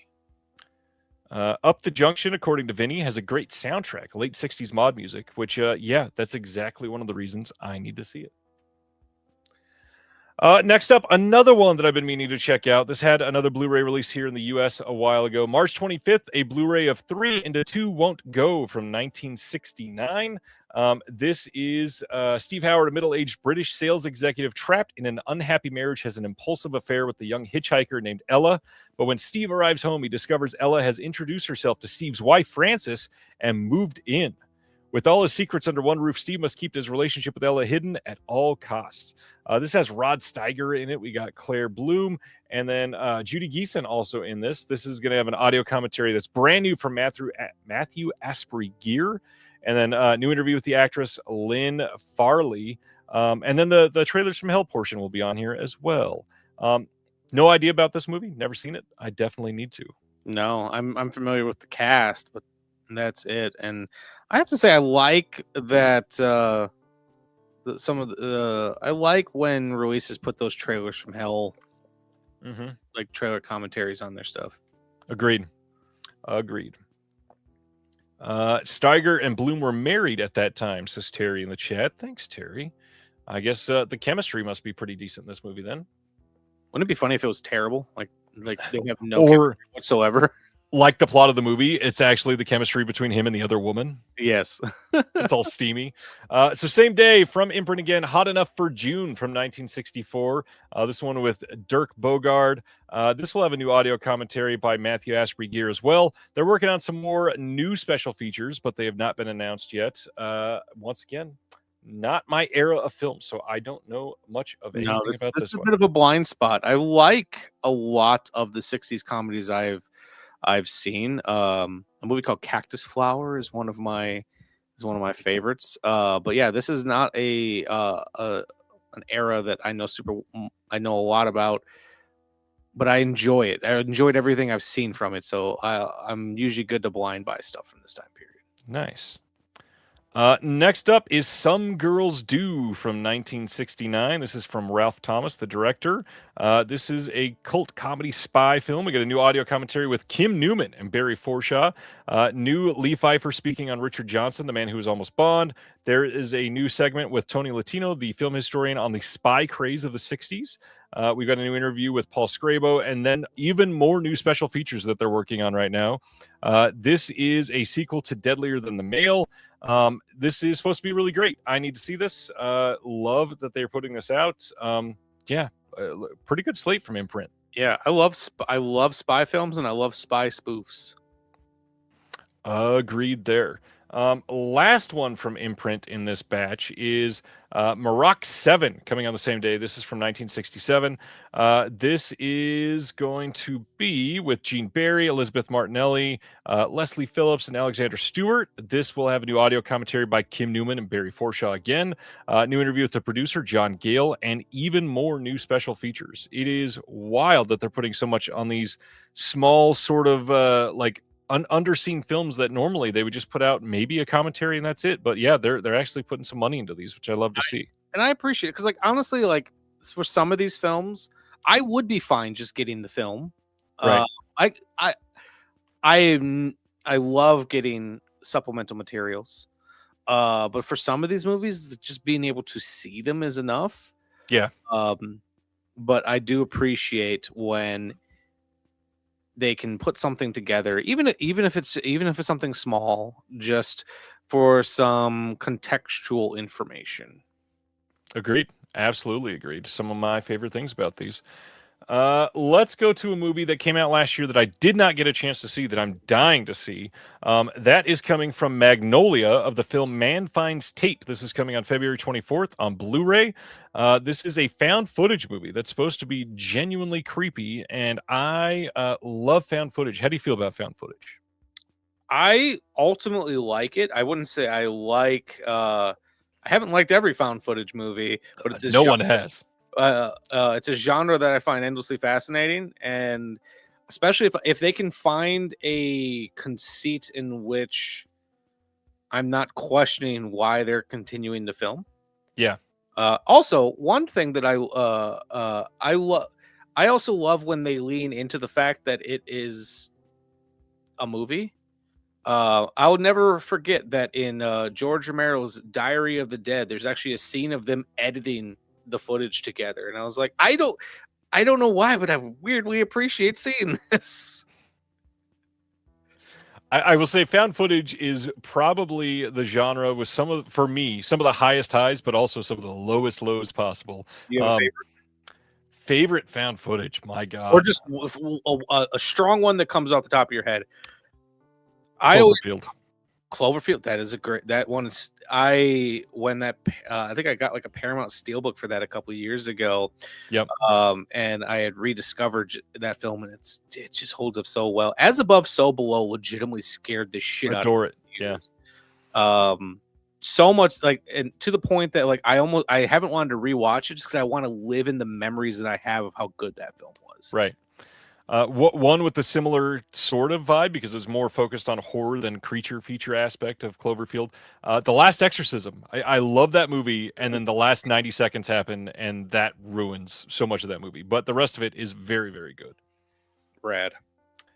Next up is from Wellgo USA from March 31st. You're going to be able to get a Blu-ray of the Takashi Miike film Blazing Fists. This says from Takashi Miike comes the story of Ikuto and Ryoma, troubled teens who meet in juvenile detention and plan to fight their way to freedom. Inspired by MMA fighter and Breaking Down founder Mikuro Asakura, the two boys set their sights on competing in Asakura's popular tournament. After their release, they discover they must defeat their pasts outside the ring before they can become champions inside it. How do you feel about Takashi Miike? I like Takashi Miike quite a bit, and I'm always impressed by how many films he makes. Earlier in this broadcast, I talked about going to the Cannes Film Festival. Yeah, rented a tuxedo because I had a connection that got me into a red carpet screening, so I had to have a tuxedo for that. The red carpet screening I got to go to was a Takashi Miike film that I don't know if it ever got a physical media release here in the United States. It's called Shields of Straw. I don't think so. It was Miike kind of doing. It was Miike doing a Japanese cop film, but it was using American cop film tropes. It was really a wild movie. But I got to watch that movie with Miike in the audience. No disc release in the U.S. Interesting. I feel like I need to see that pretty quickly. And so that's always a little laurel that I can put in my cap that I got to see a Miike film that you can't really find. That nobody has seen. Yes. Wanted to shout out, we got some other found footage recommendations in the chat. Rec, phenomenal pick. Love that movie. Man Bites Dog. Have you seen Man Bites Dog? Yes, I saw that back when IFC was cool. They used to show things like Man Bites Dog unedited on cable, and that's when I first saw it. Interesting. Now seeing Man Bites Dog on cable is wild. Yeah, now they just show reruns of It's Always Sunny in Philadelphia all day. I mean, also wild and also very fun. Yeah. Yeah, I need to see this. I love Miike. Definitely want to check this one out. I'm a sucker for movies that involve tournaments. Okay. Have you seen Stiff Competition? No, but should I? Let me Google. It's you have to go Google this. You have to go to the Melusine site. It's a Vinegar Syndrome adult title about blowjobs. Ooh, Stiff Competition. What's such a random pull there. Anyways, we probably don't need to discuss Stiff Competition. Let's talk about more Stiff Competition. I can bring that up. We'll bring that up in another tab. Hey, Dracula. I'd love to hear your thoughts on Dracula. March 30th, Universal is putting out this beautiful Dracula Legacy collector's edition over in the UK. This is going to cover all of the Dracula films on 4K from 1931 to 1948. They had done all of these in the US last fall, but now you can get this in the UK in an even fancier set if you're into it. How do you feel about Dracula? I love gothic horror. I love Universal monsters. It's not my favorite Dracula film, but I still love watching these. They are perennials for the fall. Always been a bigger Frankenstein guy, but I'm never gonna say no to watching Bela Lugosi. Is your favorite Dracula film from the 90s? Probably. Bram Stoker's? Yes. I'm glad that we are on the same page there. Coppola's my guy. Even when he fails, I just find that man endlessly fascinating. It's a great movie. Stylish as hell. Chris says, Always Sunny has no complete series released on physical media, which sucks. It's not done yet. How could there be a complete series on physical media? They're still like setting the record every year for longest running narrative television show, I think, is the current record. I think so. It's how many seasons I feel like I watched the first like 4 and then I think we're up to like 17 or 18. Insane. And that's coming. Well, I can't say anything. I'm a Simpsons fan. I can't say anything. That's true. Simpsons is about to hit 30, right? Or already hit 30? I think they're on 32. Jesus. I lost count, I guess. I watch it every Sunday. I don't pay attention to what season we're on. I just know it's on. Yep. It's almost like a warm blanket. It's true. It is. Next up, coming soon on 4K. We don't have a release date yet, but Kino Lorber will be putting out Bulletproof from 1996, the Adam Sandler and Damon Wayans film Bulletproof. Any thoughts on Bulletproof? I've actually never seen this, but I feel like I distinctly remember this poster in every video store I ever went to. That's because it was in every single video store. So yeah, that's accurate. Yeah. So is this a comedy? Is it an action film? Is it both? Yes. Yeah. It's a pretty interesting mix of both. Kira is saying that Simpsons is on season 37. Is that accurate? That is insanity. So they're about to be on 40 in a couple years? Jesus. I'm Googling it. I'm sure whoever that person was is. Oh yeah, they are absolutely correct. South Park is on its 28th season. Jeez. Whew, man. I'm at a loss for words. Yeah, same on all of those things. Stan says, happy to report I've never seen an episode of Always Sunny. Why are you happy? The show is literally brilliant. It is amazing. Anyways, I won't belabor that point. Let's keep going. Coming soon on Blu-ray from Kino is Manon 70, a.k.a. French Mistress from 1968, starring Catherine Deneuve. Not a movie I'm familiar with. Anything on this one? No, I like Catherine Deneuve. Yeah, I think I've only seen her in a couple things, but yeah. Yeah. But hey, I love that Kino is finding shit to put out. That's true. That's true. Coming soon. That's the wrong word because it's coming on March 31st, even though that is soon. Blu-ray set of Malfeasance, 4 films by Yves Boisset from 71 to 82. This is supposedly great. This is going to be the cop. Is that the title? I need to be able to zoom in and I can't see it. There's Mad Enough to Kill, Angel's Leap, and The Woman Cop, and the last one is Rise Up Spy. The first 3 films, all newly restored in 4K. Rise Up Spy is a 2K restoration. We've got new commentaries on this one, including Max Allen Collins, Heath Holland. We've got Alexander Heller Nicholas and Howard S. Berger, Nathaniel Thompson. Supposedly, these are incredible. Anybody in the chat seen these? I'd love to hear some more about these. Yeah, they look interesting.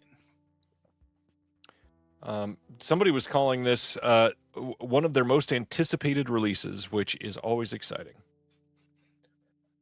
Yeah. Next up, we are getting a 4K steelbook of 1996's Sleepers, a film that I have seen advertised many, many times. I've still never been able to see. This is supposed to be pretty great. We've got some big names in this one. Have you seen Sleepers? I could lie, but no, I have not seen it. So big names: Robert De Niro, Dustin Hoffman, Kevin Bacon, Brad Pitt, Jason Patrick, all directed by Barry Levinson. This is supposed to be incredible. Definitely need to see Sleepers. And don't worry, this 4K steelbook is not a final piece of art. They are obviously going to put art there entirely. Yeah, I've heard this is good. Colton says it's a time capsule. Aaron says pretty good, not great. Well, no. Colton says it is ... a time capsule, which changes the I feel like the connotation for sure. Yes. I did bury the lead there a little bit. You're right. Sorry to all the podcast listeners. Hey, let's talk about two films that I've seen recently and loved. In late February or early March, we are getting two titles from Deaf Crocodile that I am stoked to be able to see finally coming out. We are getting a 4K Blu-ray dual format release of Song of the Miraculous Hind from 2002. This is a wild film. I don't even know how to begin to explain this. So let's see what Dennis has listed here. He says this is from Marcel Yankovic, and this is, or Marcel Jankovic. I don't remember how you say it. I'm sorry, Dennis and Craig. Craig, who's in the chat. Hi, I love you. This is the follow-up to Son of the White Mare, which you all may have seen if you got that from the previous release of that from Arbalos or from Eureka. This was made during the production on The Tragedy of Man. This is the ambitious attempt to depict thousands of years of Hungarian culture and myth in one film, based in part on early Siberian and Finno-Ugric legends and incorporating Scythian, Iranian, Turkic, and artistic influences all mixed up into one. It's divided into 4 sections. The animation in this is absolutely beautiful. Cannot wait for people to be able to see this. This is the first ever 4K release of this. There is going to be a new interview with the composer, Levente Surenev. There is going to be the animator as part of that interview as well. The interview is incredible. I think that people are going to love that, especially because the composer was in a pretty big band at the time. And of course, Dennis Bartok had a record on hand from him loving the band Illish from the 60s. And the fact that he could hold that up and see the guy's face light up, it's a good interview. Check it out. New commentary on this by Adam Rakoff, James Hancock, and Martin Kessler. Of course, the deluxe edition has a booklet with Jenny Barker and Walt Cha writing in it. This movie is legendary. You need to see this. There was a clip that was posted recently on the Deaf Crocodile social media. If you are into animation at all, you will fully love this movie. Please check it out. Well, I think me and you had a conversation recently, and how I Yes. admitted that I have not seen any Death Crocodile releases. I'm gonna have to pick this up. This looks fascinating. It is amazing. I love that this director went from making his film, The Tragedy of Man, that was going to cover all of humanity and everything outside of humanity in one film, to take a small break to make this movie that is only covering 50,000 years of civilization. Man, how lazy. Only 50,000 years? It is hilarious. And yeah, it's just a wild setup. I think people need to see this. It's incredible. And I will give the full list of recommendations for stuff that I think you would love soon. Yes. Oh, you gave me a partial list. Right. That was like the intro pack. Yes. Well, the intro pack was still like 11 long or something. It was. And I am excited to, once I have a little extra cash, to be able to get my first Death Crocodile release. Well, if you're up for another one and love Bill Plimpton, we are also getting a Blu-ray release of Hair High from 2004. This is one of Bill Plimpton's greats, in my opinion. So glad that Deaf Crocodile got a chance at this one. This is essentially a horny high school movie with one of the biggest casts in anything that Bill Plimpton has ever done. In this movie, we got Sarah Silverman, Dermot Mulroney, Beverly D'Angelo, David and Keith Carradine, Ed Begley Jr., Martha Plimpton. We've got Justin Long. There's major names in this movie. It is hilarious. We've got multiple short films on this, including Horn Dog, which is great. There's a new interview with Mr. Bill Plimpton himself, of course. Maureen McElron is in that interview as well. New visual essay by the one and only Celeste de la Cabra, friend of the show. She did an essay called Horny High, Sex Identity and Animated Anarchy in Hair High, and you will love it. It is a great one. Thanks for that, Kubrick. Appreciate you. This also is going to come with the new commentary by the same people we just mentioned on that last release. We've got James Hancock, Martin Kessler, and Adam Rakoff on that one. One thing that's cool about this, the Deaf Crocodile guys aren't always able to get this, but they were able to get everything from the DVD release, or mostly everything at least. That's also going to be on the Blu-ray, so lots of archival extras.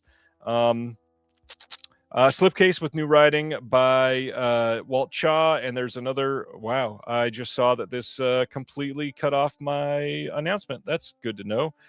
There was other stuff here. Walt Cha and another essay is in this. Sorry, Craig. Yeah, Bill Plimpton. Have you checked out anything from Bill Plimpton ever? Surprisingly, no, except for Bill Plimpton, going back to The Simpsons, did some of the most interesting couch gags. There is one that I will always remember, and I send it to everyone, where it is a love story of Homer and the couch, and he impregnates the couch. I don't know if I've seen that one. I will send it to you.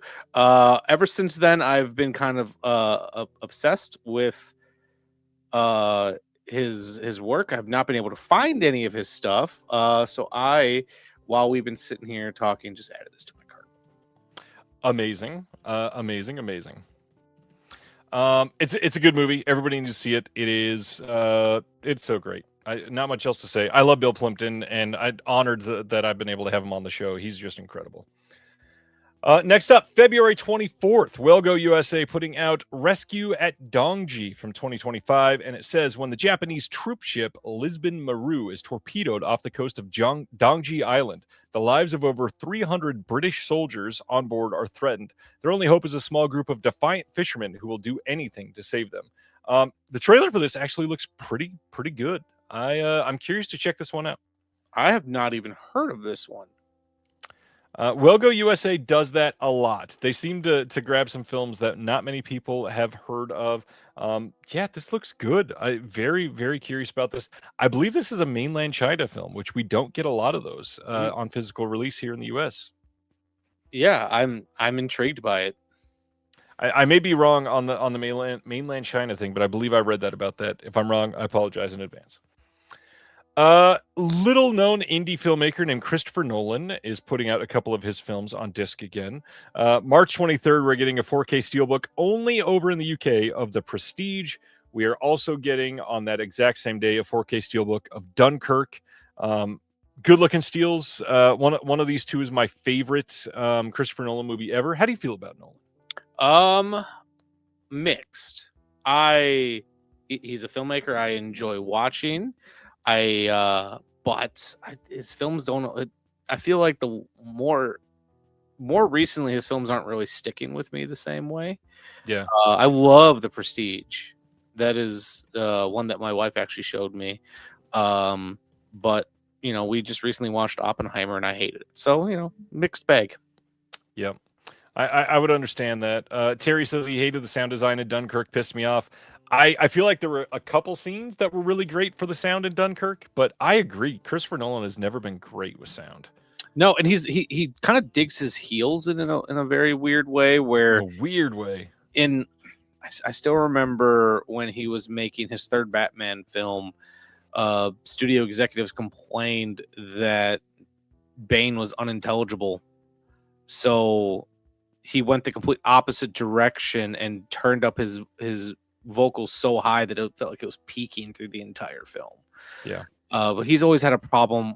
I've always had a problem with his mixes when it comes to dialogue. And I've got a pretty decent home theater setup that I put a lot of time and effort into manually calibrating, and it's still tough.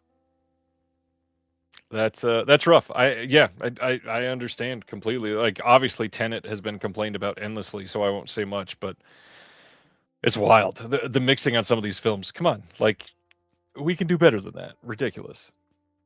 Yeah, and he's also really has dug his heels into where he's pretty much sticking with 5.1. Yeah. Which sucks because he seems to be wanting to push the envelope on some technological things, but we can do way better with audio. So let us. I don't know. March 10th, we are getting from Universal a Blu-ray release of Resident Alien, the complete series, and also Resident Alien Season 4. That way, if you've got the first three, you can just pick up the fourth one. I have not seen even a single moment of the show, but I've heard that it's incredible. I love Alan Tudyk, and the story here sounds very fun. Have you seen this? No, I feel like I've seen some clips. I didn't realize they had 4 seasons. 4 seasons and a good, strong ending, supposedly. It supposedly does not end on a cliffhanger because they planned on being done. All right. Next up, Imprint announced another TV venture. March 25th, they are putting out a TV Movie of the Week collection number 4. This is going to have To Kill a Cop from 1978, Cocaine and Blue Eyes from 1983, A Killing Affair from 1977, which is only in SD. And either way, I totally forgot, glossed over the first one. Contract on Cherry Street is the third one there. A couple of these are first time on Blu-ray. Contract on Cherry Street is To Kill a Cop is the first time on Blu-ray. And actually Cocaine and Blue Eyes, also first time on Blu-ray. There's a bonus film on that last one, like I said, but that's it. No extras on these. How do you feel about TV films? I like TV films. I'm glad a lot of them are getting releases now because they were kind of notoriously hard to find for the longest time. Long time. Like currently I'm working through like the Dan Curtis TV Mysteries box set from Kino. Nice. I just love that these are available, and I'm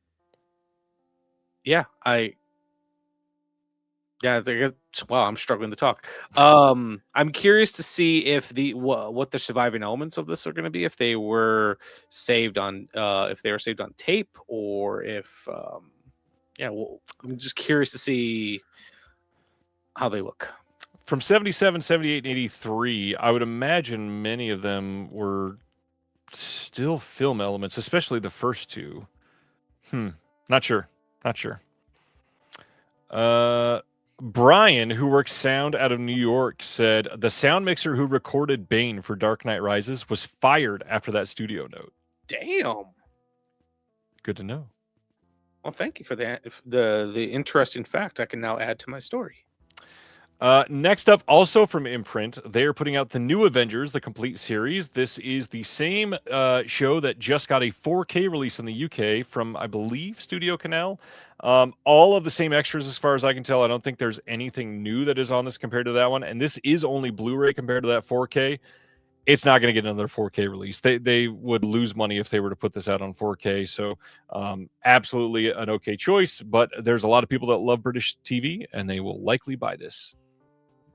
Yeah, I'm not familiar with the New Avengers, but I have seen a handful of the Avengers. A friend of mine, they grew up watching the Avengers, so I've seen some of the episodes with them.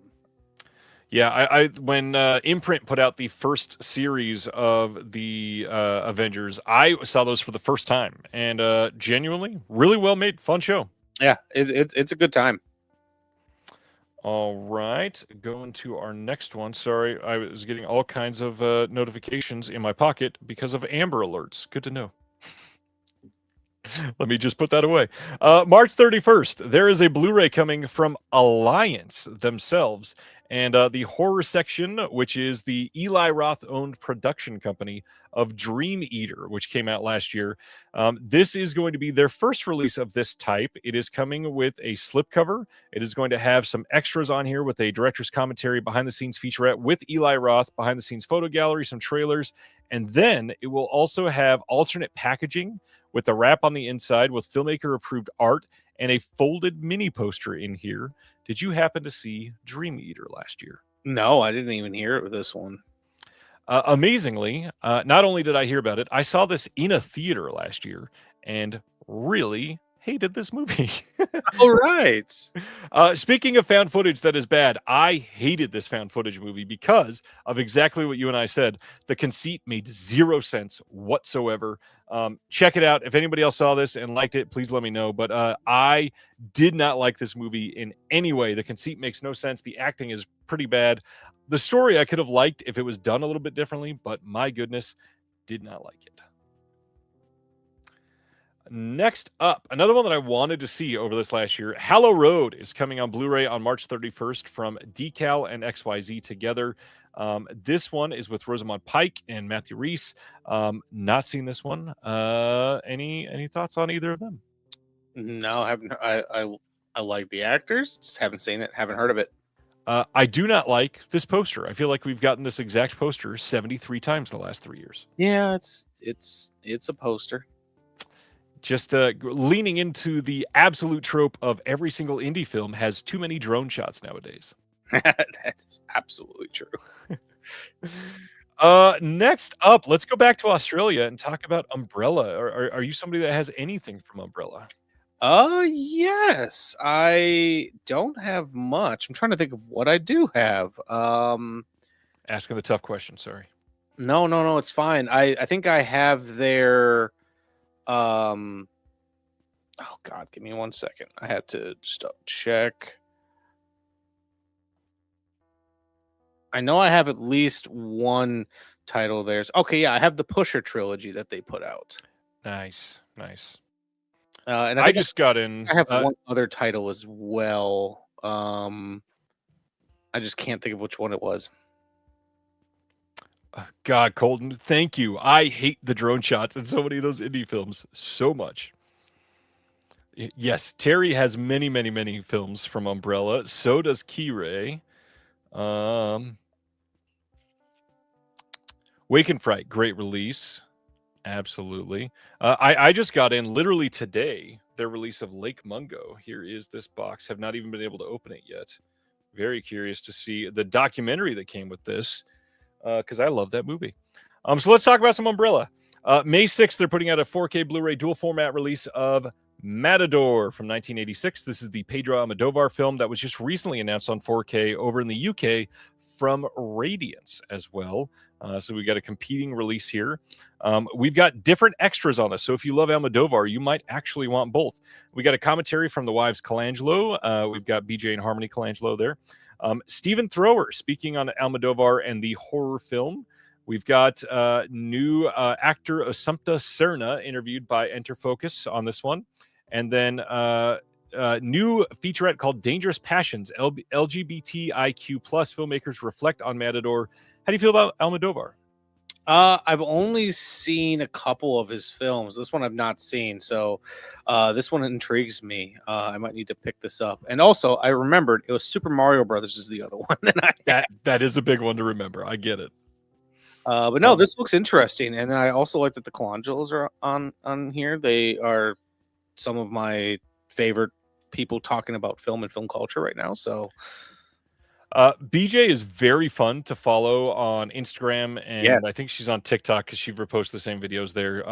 Great film criticism and very snarky in the best of ways. I also love her podcast that they do. Yes. This Ends at Prom? Yes. I'm kind of shocked I remember the exact title because my brain is mush right now.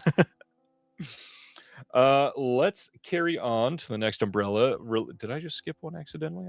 Oh, it looked like it. So the next one is a very weird, or would you say out there box set. This is coming on May 6th, Blu-ray only on this, and it's called Out There by Toei. And I'm saying it's out there because these are covering films from 1978, one movie from 1978, and then 2006 and 2007, all produced by Toei, but a very interesting setup box set. We've got A Message from Space from 78. We've got Yo-Yo Girl Cop from 2006. Yo-Yo Girl Cop. Yep. Hair Extensions from 2007, and then X-Cross from 2007 as well. I feel like you need to see Yo-Yo Girl Cop immediately. With a title like that, how can I go wrong? Yes, I need this box set. It looks like a great release. We've got brand new interviews with Kenta Fukasaku. We've got commentaries from Sam Deegan on multiple films here. We've got Patrick Macias, who's usually pretty great on these. Um, I need to check this out. This is such an interesting release, and yes, I had the exact same thought, Craig. Message from Space is coming out, and what's funny is Message from Space is a film that was literally stolen into a Mexican animated film from decades ago called Roy del Espacio, or Roy from Space, and they took a scene from Message from Space and put it in the film, completely just ripped it and threw it in there with no permission whatsoever. And now Deaf Crocodile had to go in and commission people to animate a new scene over that part of the movie. Whoa. Brand new hand-drawn animation for the film. That's nuts. Yeah. Love that they're doing that, and that's why I support Deaf Crocodile with everything. Next up from Umbrella, May 6th, a Blu-ray coming of Uzumaki, aka Spiral from 2000. This is the same film that was released here in the US already by Discotek. So if you have that, you may not need to get this one, but it does have some new extras. So if you love this movie or you love Amber T, you should check it out because Amber T's got a new commentary on this. Brand new commentary by Elijah Thomas here as well. A bunch of interviews that are coming on this film. We've got a lot of cool stuff. Have you seen Uzumaki? I can't say that I have. I feel like that's been the trend of this episode. It's the trend of every episode, and that's why we're all here discovering it together. Do you know who Junji Ito is? Yes. This is based on Uzumaki Spiral from Junji Ito, and it's the All right. first live-action version of that story. Well, then I'm pretty sold off of that then. Now, what's interesting, if I remember the story right, I believe this was actually made while he was still finishing that manga, and so the ending here is very different than what you see in the actual manga of Uzumaki. I always find it fascinating when something like that happens, where an adaptation comes before something's finished. I feel like a big example of that was the first Kick-Ass film. He wasn't done with the series, so Matthew Vaughn just made an ending. Good movie though. I liked Kick-Ass. Yeah. I don't remember the second one, but yeah. So this sounds interesting to me, and I'll definitely have to keep an eye out on this one. Gary says, I think I'm going to read the manga because the Netflix series and this do not look great. The Netflix series is supposedly real bad. This is at least fun. I've got the Discotek release, so I don't need this one. But this movie is at least a compelling watch, I will say. Going to our next announcement. This is the last one from Umbrella, a brand new film from last year called Diabolic, with a C, not a K. This is one of their smaller films. They tend to do this every few months, although they've dropped it off the last couple announcement slates. So it's nice to see one of these come back where it's a modern cult title. This says 17-year-old Elise undergoes a baptism for the dead ritual with the FLDS, a Mormon offshoot where young women are baptized on behalf of the deceased. I really want to see this. Just the setup for that film sounds compelling to me, especially with my background. Multiple audio commentaries on this, 3 of them to be exact. There's also a new promotional featurette. Yeah, what do you think about that? Another film that I've not heard of, but it looks interesting. I agree. 2 more Hammer titles coming from Studio Canal. On April 6th, we're getting a 4K Blu-ray dual format release of Blood from the Mummy's Tomb from 1971. This is a brand new 4K restoration with new artwork by Johnny Dombrowski. There is a 64-page booklet with new essays and the original press kit. 64 pages? 64 pages. Wow. 2 posters. One of them is the new artwork. One of them is the original theatrical artwork. We've also got some new on-disc extras, including Valerie's Leon inside the Mummy's Tomb. We've got That's a Wrap, Kim Newman exploring Blood from the Mummy's Tomb, and then all kinds of archival extras. Hammer, are you into any of the Hammer films? I do. I am into Hammer. I have not seen a huge selection of their stuff, but I do like a lot of what I've seen. I just like how operatic a lot of their films are. I just recently reviewed the Warner Archive release of Curse of Frankenstein, and I enjoyed that one quite a bit. I'm in agreement with Terry Talks Movies here. This is giving Venture Brothers. Very much so. I actually really like this art. I didn't say I didn't like it. It's just I truly thought it was a Venture Brothers thing that I just didn't know about.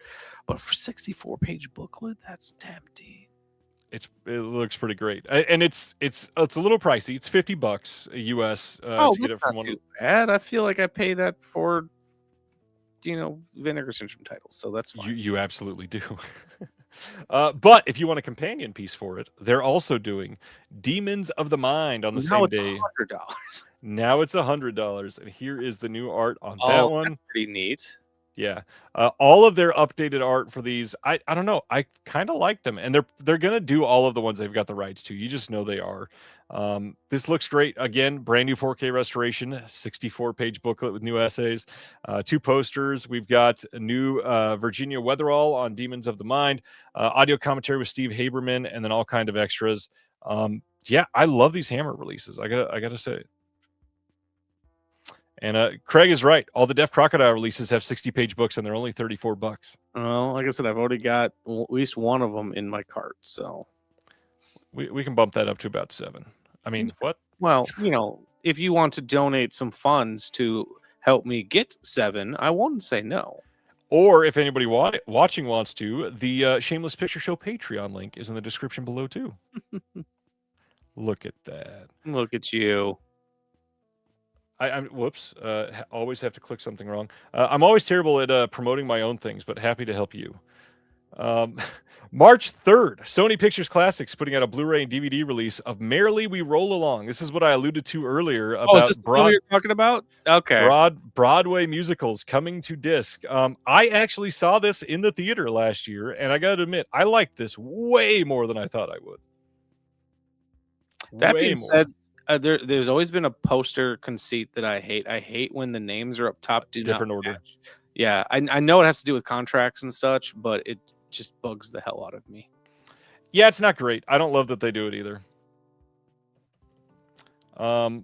Yeah, I just honestly very impressed that this is getting a disc release. I did not expect this to get a disc release, but the names in it, I guess, with Daniel Radcliffe and Jonathan Groff and Lindsay Mendez, a big draw. I love that they're doing it. Fun release. And I guess we're supposed to get a Linklater film for Merrily We Roll Along eventually too. Might be 14 years or whatever, but hey, it's supposedly being worked on. Let's talk about Street Trash from 1987. Lightbulb Films over in the UK putting out a 4K in this big limited VHS giant box art on April 27th. This is going to have over 8 hours of extras, including over 5 hours of brand new extras. So much to cover here. From Spookies to Speed Trash, an interview with Street Trash producer Frank M. Farrell discussing his work on both his cult 80s horror films, a visual essay by Daryl Buxton. There's going to be a feature-length documentary by Jason Impey looking at the making of and impact of Street Trash. Lots of new stuff here. It's kind of wild.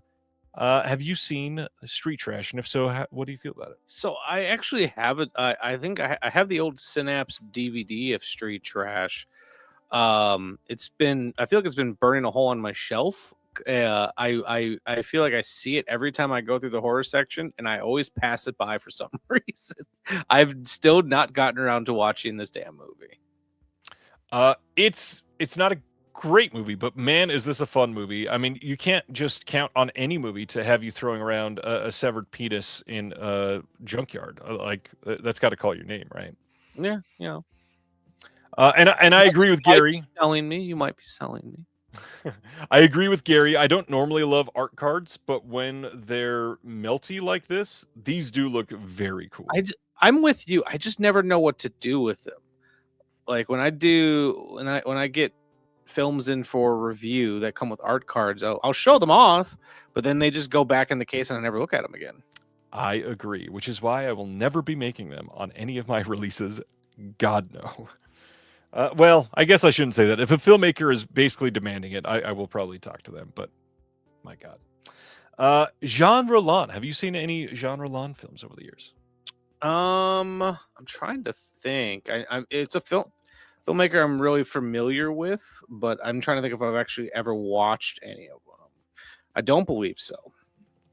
I believe that I believe this is a blind spot. At one point, I had talked with Sam Deacon about coming on my show, and we're to to discuss some of them, but future episodes. Jesper is saying thank us for not invading Greenland. Glad you're here tonight, Jesper. That's amazing. Let's talk about the next indicator released April 20th in the UK, April 21st in the US. There is a separate set of 4K and Blu-ray releases of two genre-long films coming.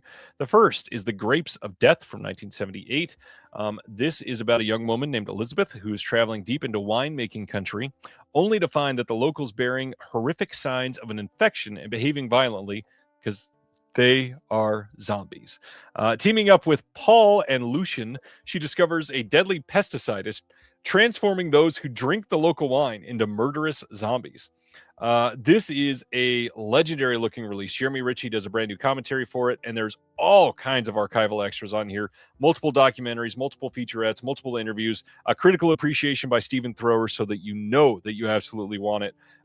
Yeah, I do. This is just a ridiculously great looking release. I will absolutely be owning it. And while you're there, you may as well pick up The Living Dead Girl, which is from 1982. This is the second title coming out in the exact same day. This says a spillage of toxic waste causes Catherine to rise from the dead with an insatiable taste for blood. Returning to her family home, she is reacquainted with her childhood friend, Helene, who tries to understand Catherine's predicament and becomes her accomplice with tragic consequences. This is going to have another set of commentaries on here, one from 2003, one brand new with Kevin Lyons and Jonathan Rigby, some selected scenes commentary with one of the actors, all kinds of archival extras. We've got some new interviews. There's going to be a lot of stuff that was previously recorded and has now been re-edited, which I kind of like that they're updating those. This looks even more loaded than the other one. And don't forget, each of these has a booklet. Kind of crazy. Highly recommend both of these genre-long titles. Two of his best movies. This is a strong month for them. These look cool. And yeah, these look really neat. Yeah, strong. I know that you haven't tried any out yet, but these Fascination, a couple of the vampire movies like Rape of the Vampire is pretty decent. Yeah. I recommend checking it out. Let's see what is next. We've got Second Run. I held up their release of Manthan earlier tonight, and they don't put out a lot, but we are getting Long Live the Republic from 1965. This is coming on Blu-ray in the UK on March 16th. This is going to have a new HD transfer of the best existing materials by the Czech National Film Archive. There is going to be an interview with Karel Kachnia from 1998. There is going to be from 1963, A Memory for the Present. Jan Nemec's, that's probably not the right way you say that name, but I am completely uncultured. There's an acclaimed short film here reflecting on the memory and legacy of World War II that is brand new remastered in HD. Book with new writing on the film by an author named Peter Hames, which you are maybe familiar with because he does a lot of this stuff. Jesper, you can only see your comments because you're in the portrait stream. You got to come over to the landscape stream where all the cool kids are hanging out. This is going to be region free. Pretty much all of the second run releases are region free. Are you into any Czech films? Can't say that I've seen any, nor do I own anything from second run, but it's a cool cover. I'm intrigued. Very, very strong company. You can definitely trust what they put out. They do great work. Next, Cobra Kai, a show that I've seen nothing from, is getting a Blu-ray complete series release, and the last season is getting a standalone DVD release on March 3rd. That is coming from Sony Pictures themselves. Netflix does not own that show, which is why they're able to release it. It is not a Netflix it's not a Netflix production. It was just a Netflix streaming exclusive. So Sony's the one that made the choice to be able to put this out. All 65 episodes, are coming. You've got all kinds of discs. I think it's 15 discs. You've got some deleted scenes, featurettes, blooper reel, stuff like that. Are you a Cobra Kai person? Watched all of it with my wife, and it's actually funny. My wife watched all of it. She got really hooked on it with me, and she had never seen any of the Karate Kid films. Wow. And I don't particularly like the first Karate Kid movie. My favorite Karate Kid movie is the next Karate Kid. So I'm sure I'll get banned from the show now for that. My order of ranking actually goes next Karate Kid 3, 2, 1. Wow. That Yes. is the hottest of takes that I've ever heard on I know, Karate Kid, I think. I know, but like this show was just really trashy and fun. And I had a good time. I wouldn't say it's a good show, but I had a lot of fun with it. I got one person saying the hell, one person saying banish him. That's fun. All right. Yeah, I'm used to it. Cobra Kai is actually better than any of the Karate Kid sequels, says Gary. That's fair. I gotta be honest, I have never been a Karate Kid person myself. I've seen the first one many, many times. Don't really love any of the sequels, and I don't love the first one. There is nothing about Cobra Kai that seems interesting to me at all. Honestly, the only other take that I have had that has gotten me this kind of hate was that I think Ghostbusters is a bad movie, Interesting. and Ghostbusters 2 is significantly better. I may be in line with that. It's been a long time since I've seen the sequel, but yeah, interesting. All right. So I That do want to is- mention real quick that someone else agrees with me in the chat that the next Karate Kid is also their favorite. So a little bit of commonality there. Scott is saying I'm probably the only person on earth who loves the next Karate Kid, so definitely not. Hell yeah, me, Scott, we can be friends. Silent Mandible hates Ghostbusters. You got friends there too. All right. Ronnie says loving the hot takes. Yeah, you're obviously not getting banished. We love every I don't know. One person did say banish them. It's a good thing they don't control the show. Speaking of controlling the show, I do control my podcast network, which is why I was able to welcome today. Two in the Pinku is now a part of the Someone's Favorite Productions podcast network. Please come check out the show. The show is amazing. Anything about pink film, anything about gay Pinku, anything about I always forget the word for it. What is the Barazoku is the other one for gay Pinku. Nikatsu Roman porno. Absolutely love Dakota and Chris. Brand new episode out today on the films of Hisayasu Sato Volume 2. Please go download and check it out. The show is amazing. Are you into pink films? Have you heard of the show? I've heard you talk about the show. I've not seen a lot of pink films, but the show intrigues me. People, I just saw Gary's comment. Don't ban him, but sweep his leg is a really funny comment. I seem to have created some dissonance in your comments, and I think I have personally offended the deaf crocodile people. I hope so. All the crazies find out they're not alone. It's worth it. Check out Two in the Pinku. I just love saying that title.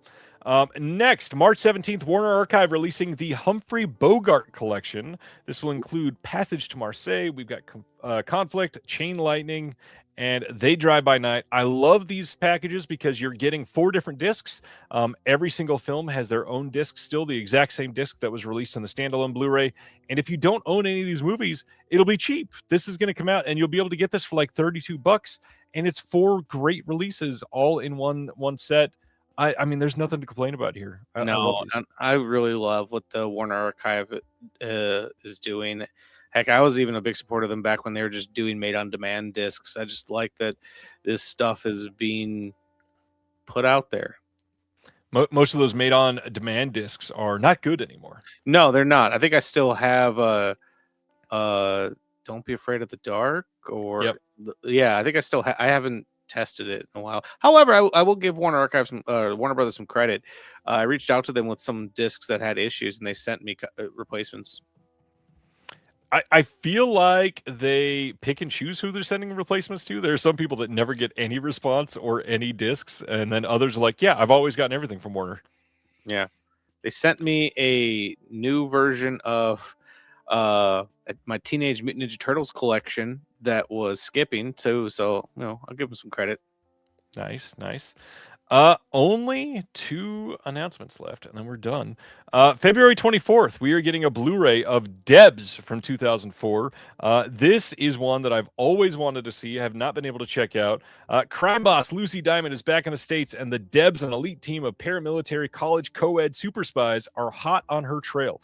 But when their top agent, gorgeous Amy Bradshaw, mysteriously disappears after coming face-to-face with the young villainess, the Debs begin a full-scale search for Lucy's secret lair, never suspecting that Amy may not want to be rescued after all. A smart and sexy spy spoof about love at first gun sight.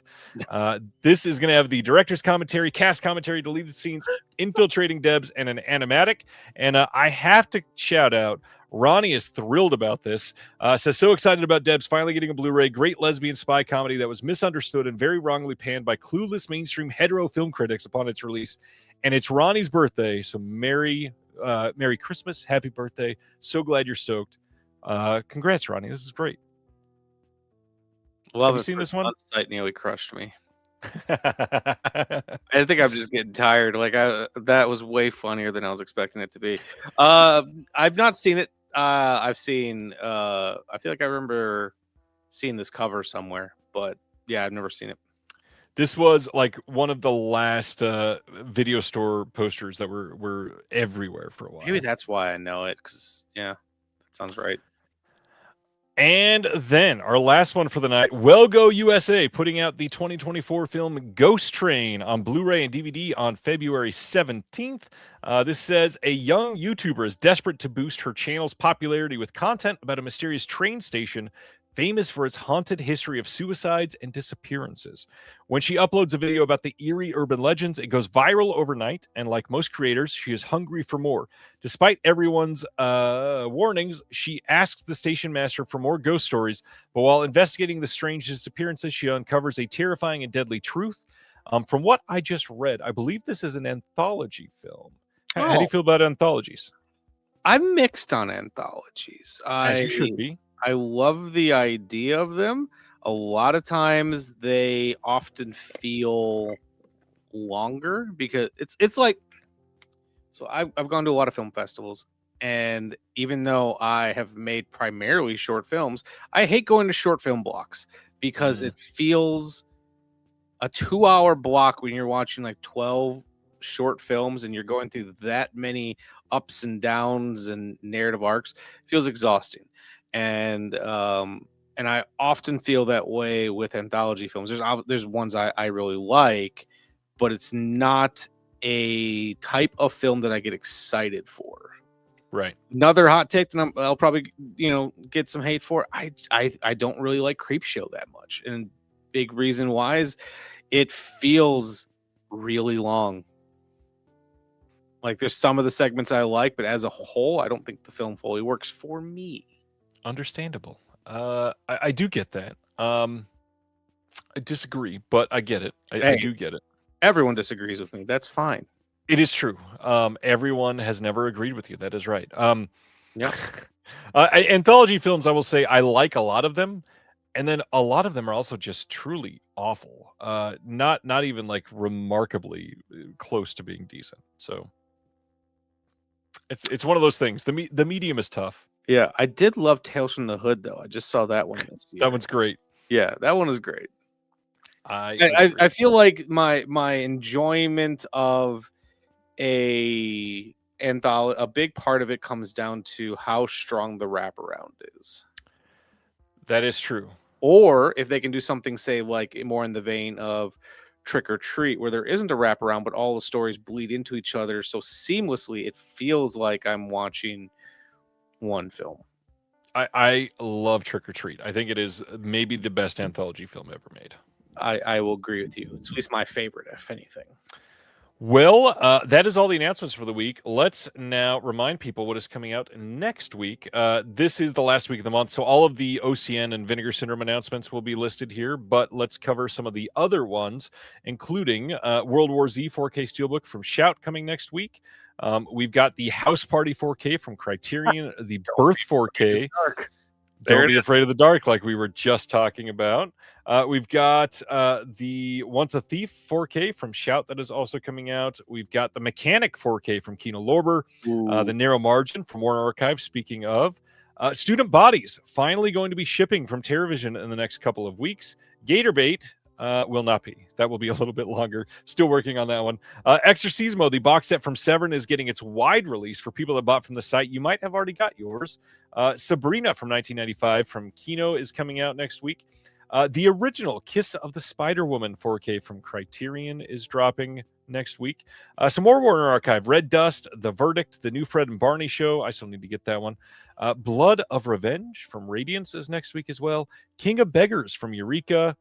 We've got Illustrious Corpses from Radiance. We've got the Project ACO 4K. Blue Moon, we just talked about that one earlier on the Oscar show. That's getting its Blu-ray disc next week. Cheap Thrills in the U.S. from Arrow. Have you seen Cheap Thrills? Not yet. It's been a movie that it's been on my list for a while, and I just haven't pulled the trigger on getting it from the library or just blind buying it. It is so good. Pat Healy is great in it. Manpower from Warner Archive, the Rolling Stones. Real quick, I just need to mention, speaking of Pat Healy, I was on Facebook Marketplace not too long ago, and I saw someone selling a bunch of Criterions, and it was Pat Healy. And I was like, hey, I'm really interested in this. He goes, I'll be completely honest with you. I don't feel like it's worth the price of shipping, where you can just get it from Amazon for a better price. I'm like, well, I appreciate your honesty, I guess, that you don't want to rip me off, but it's weird that I'm potentially buying a Criterion from Pat Healy. Yeah, and speaking of somebody that we mentioned earlier, Brian Sauer's got a bunch of pictures up hanging out with Pat Healy recently. Go check out Brian's stuff. Brian's great. Brian is great. He's one of the first people that let me write on a website. Nice. Let's Spend the Night Together, the Rolling Stones. That's getting a 4K and Blu-ray release from Kino Lorber. We've got what is next? Hold That Blonde from Kino coming soon. Happy Hell Night 4K from TerraVision will be shipping-ish fairly soon. By the Light of the Silvery Moon from Warner Archive. Ordinary People getting its standard re-released here.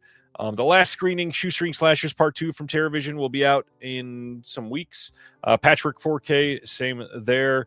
Space Adventures Cobra, the movies, that will be out from Discotheque next week.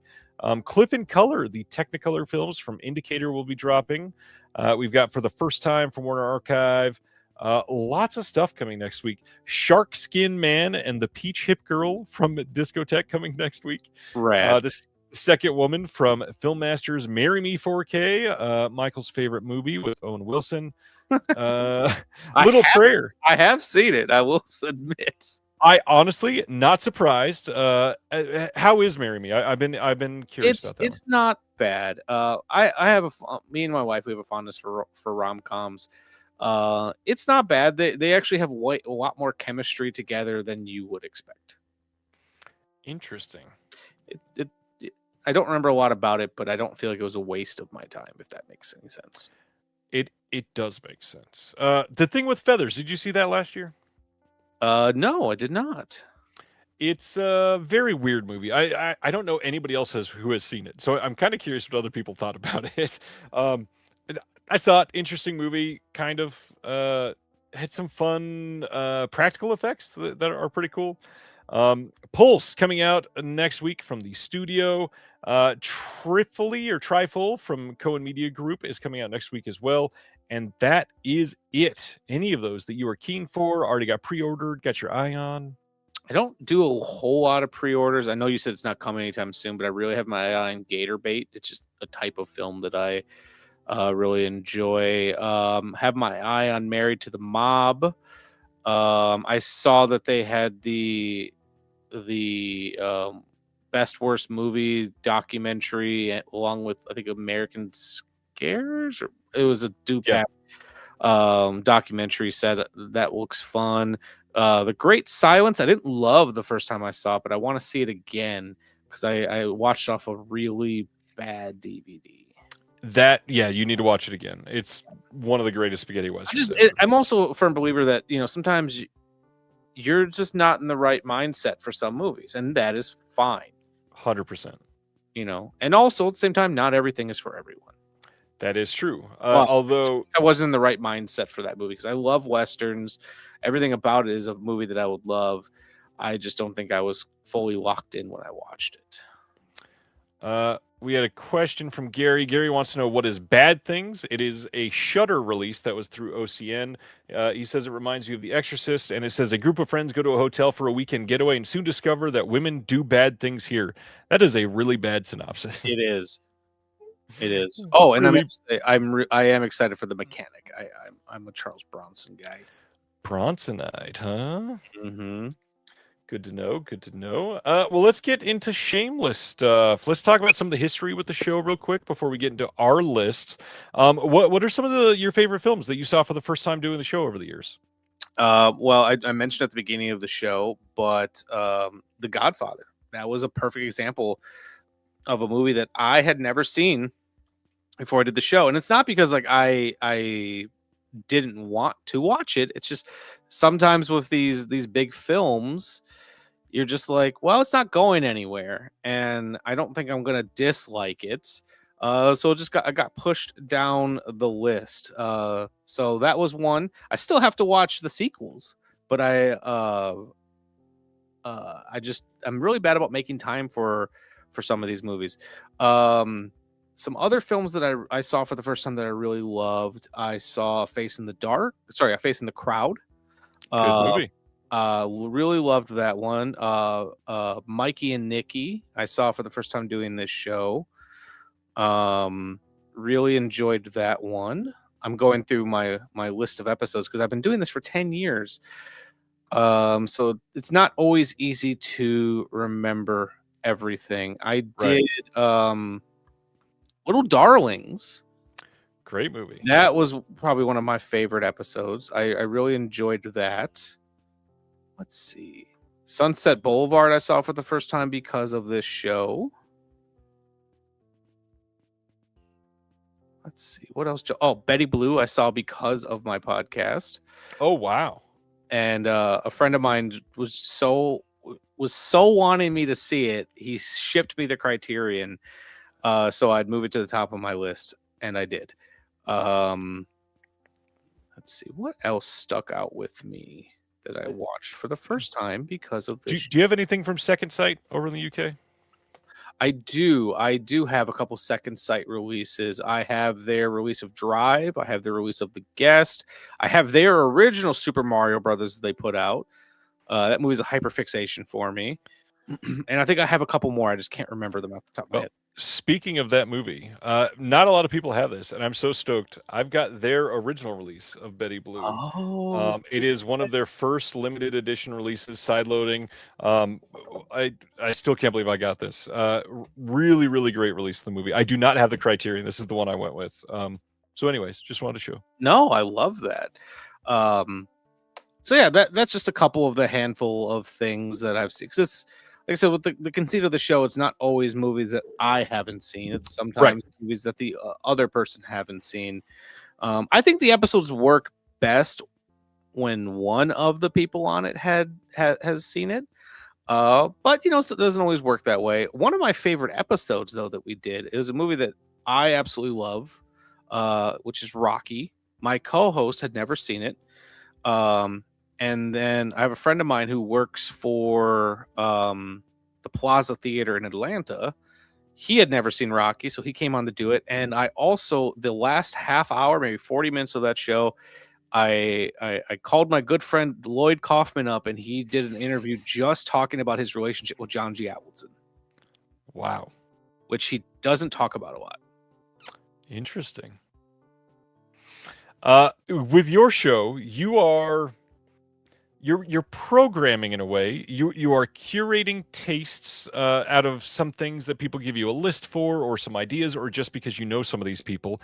And so the joy of you discovering films is great, but also the film fan love of sharing films with people that are brand new is always great. So what are some of the ones that you had seen, but you got the best enjoyment out of showing somebody new on the show? So Rocky was obviously a big one that I got to show someone because it's a film that honestly means quite a lot to me. It's kind of it's one of those series that was always there for me. I loved getting to introduce my former co-host Nick. He had to step away from doing the show full time, but he still comes on every year for our annual Christmas episode. Our first Christmas episode we ever did was a double feature of Black Christmas and The Family Stone. And I love that I got to introduce him to Black Christmas and he showed me The Family Stone. Yeah. What a wild double feature. Let's see. Other films that I got to introduce people to that I was really excited for was, let's see. So I wasn't prepared for this question. So I'm quickly going through my list. I got to introduce someone who is not familiar with professional wrestling in any way, shape, or form beyond the mat. So it's interesting to watch someone's perspective who doesn't know wrestling to see all the behind the scenes of it. How did that do? Were they happy to see it? He was fascinated by it. Like he didn't quite get out of it what I got out of it, but he's like, I've never thought about professional wrestling. Right. So to see the behind the scenes of how it's all orchestrated, especially because at the time he worked for a theater. He's like, it's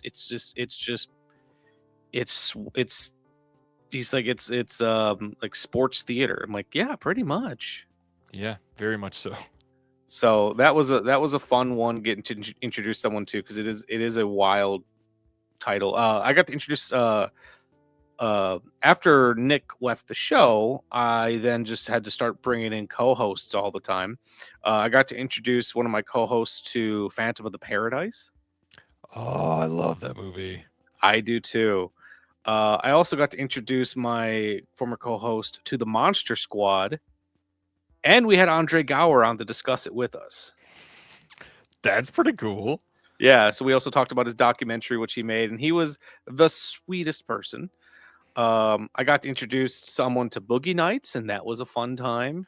Nice. One of the more interesting ones. So my former co-host Nick, he is a big Star Trek fan. We've done multiple Star Trek episodes. Our first episode, because back when we started the Shameless Picture Show, was going to be television and movies.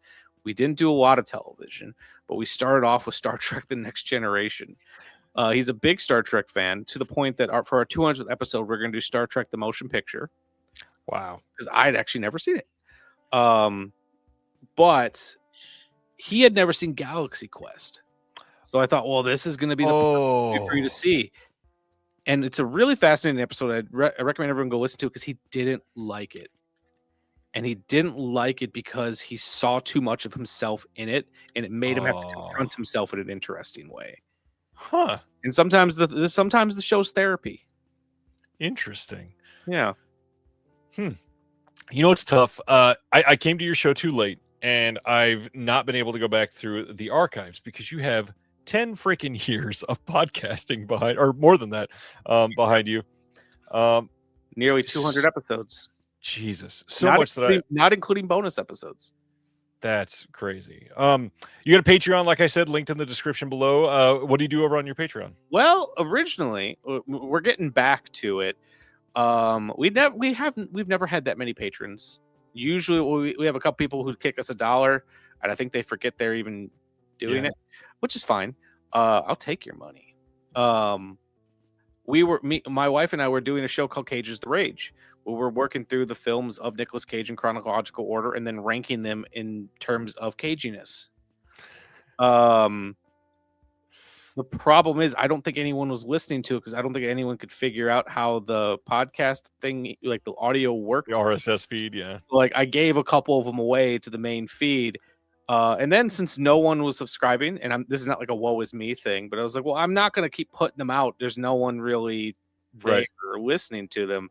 But my wife and I, we just wanted to get back to it. So when season 10 starts up, we're going to jump back into it and just probably give a lot of them away. And then if there's interest, then put them behind.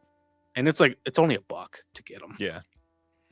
Not bad. So it's not much. It was we more so set it up just because I felt like, because I did have some friends who were like, I'd like to kick in something. And I was like, well, I only do 2 episodes a month, so I already struggle even putting out Right. content sometimes because I do so much other stuff.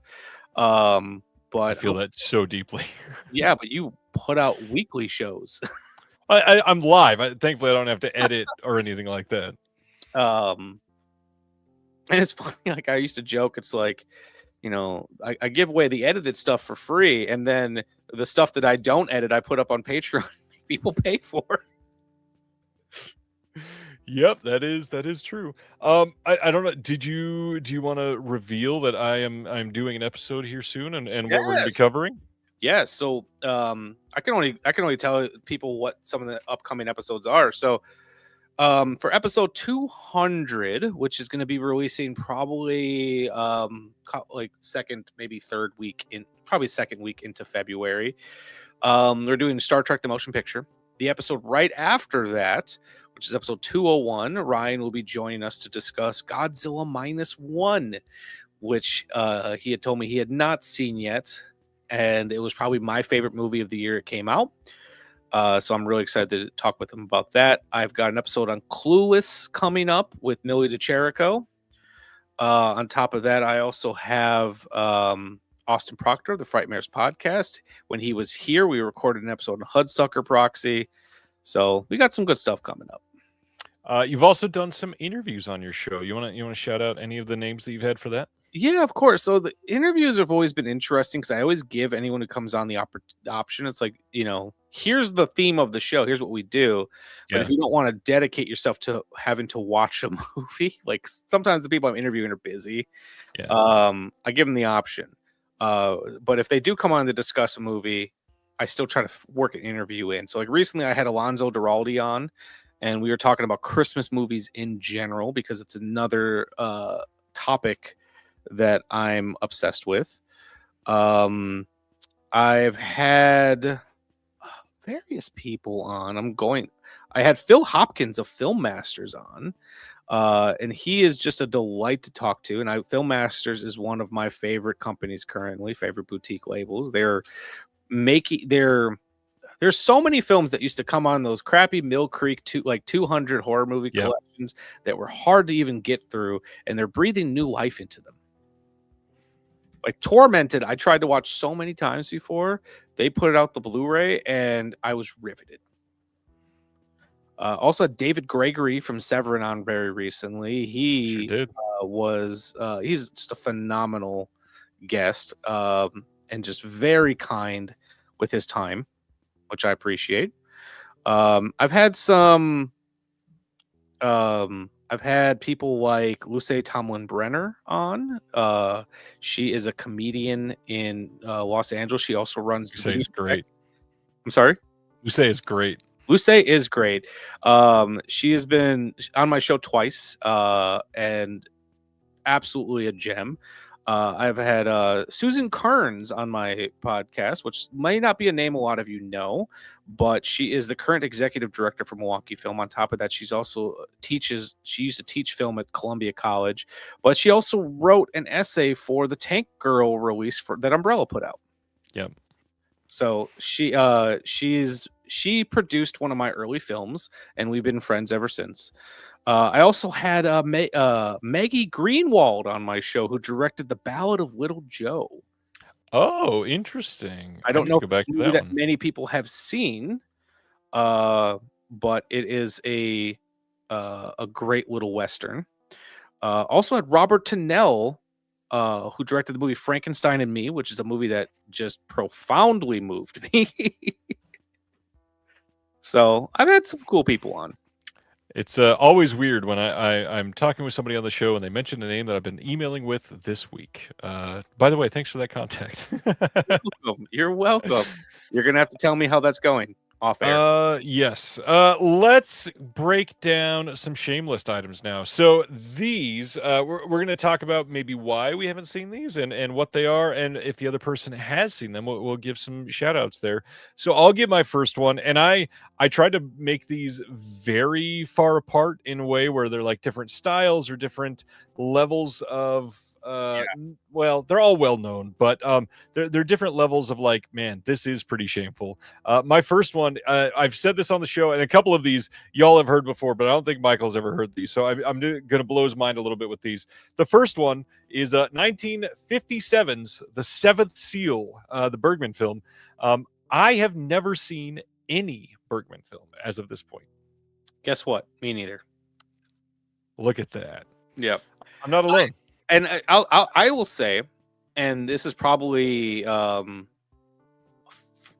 I keep getting like into your music, the music that's playing. For me, the reason I've not seen The Seventh Seal and seen a lot of Bergman films, and is just honestly, when I first heard about them, they looked boring. Yeah. And I'm not saying they are. I also, when I first heard about Bergman, my journey as a cinephile was completely different.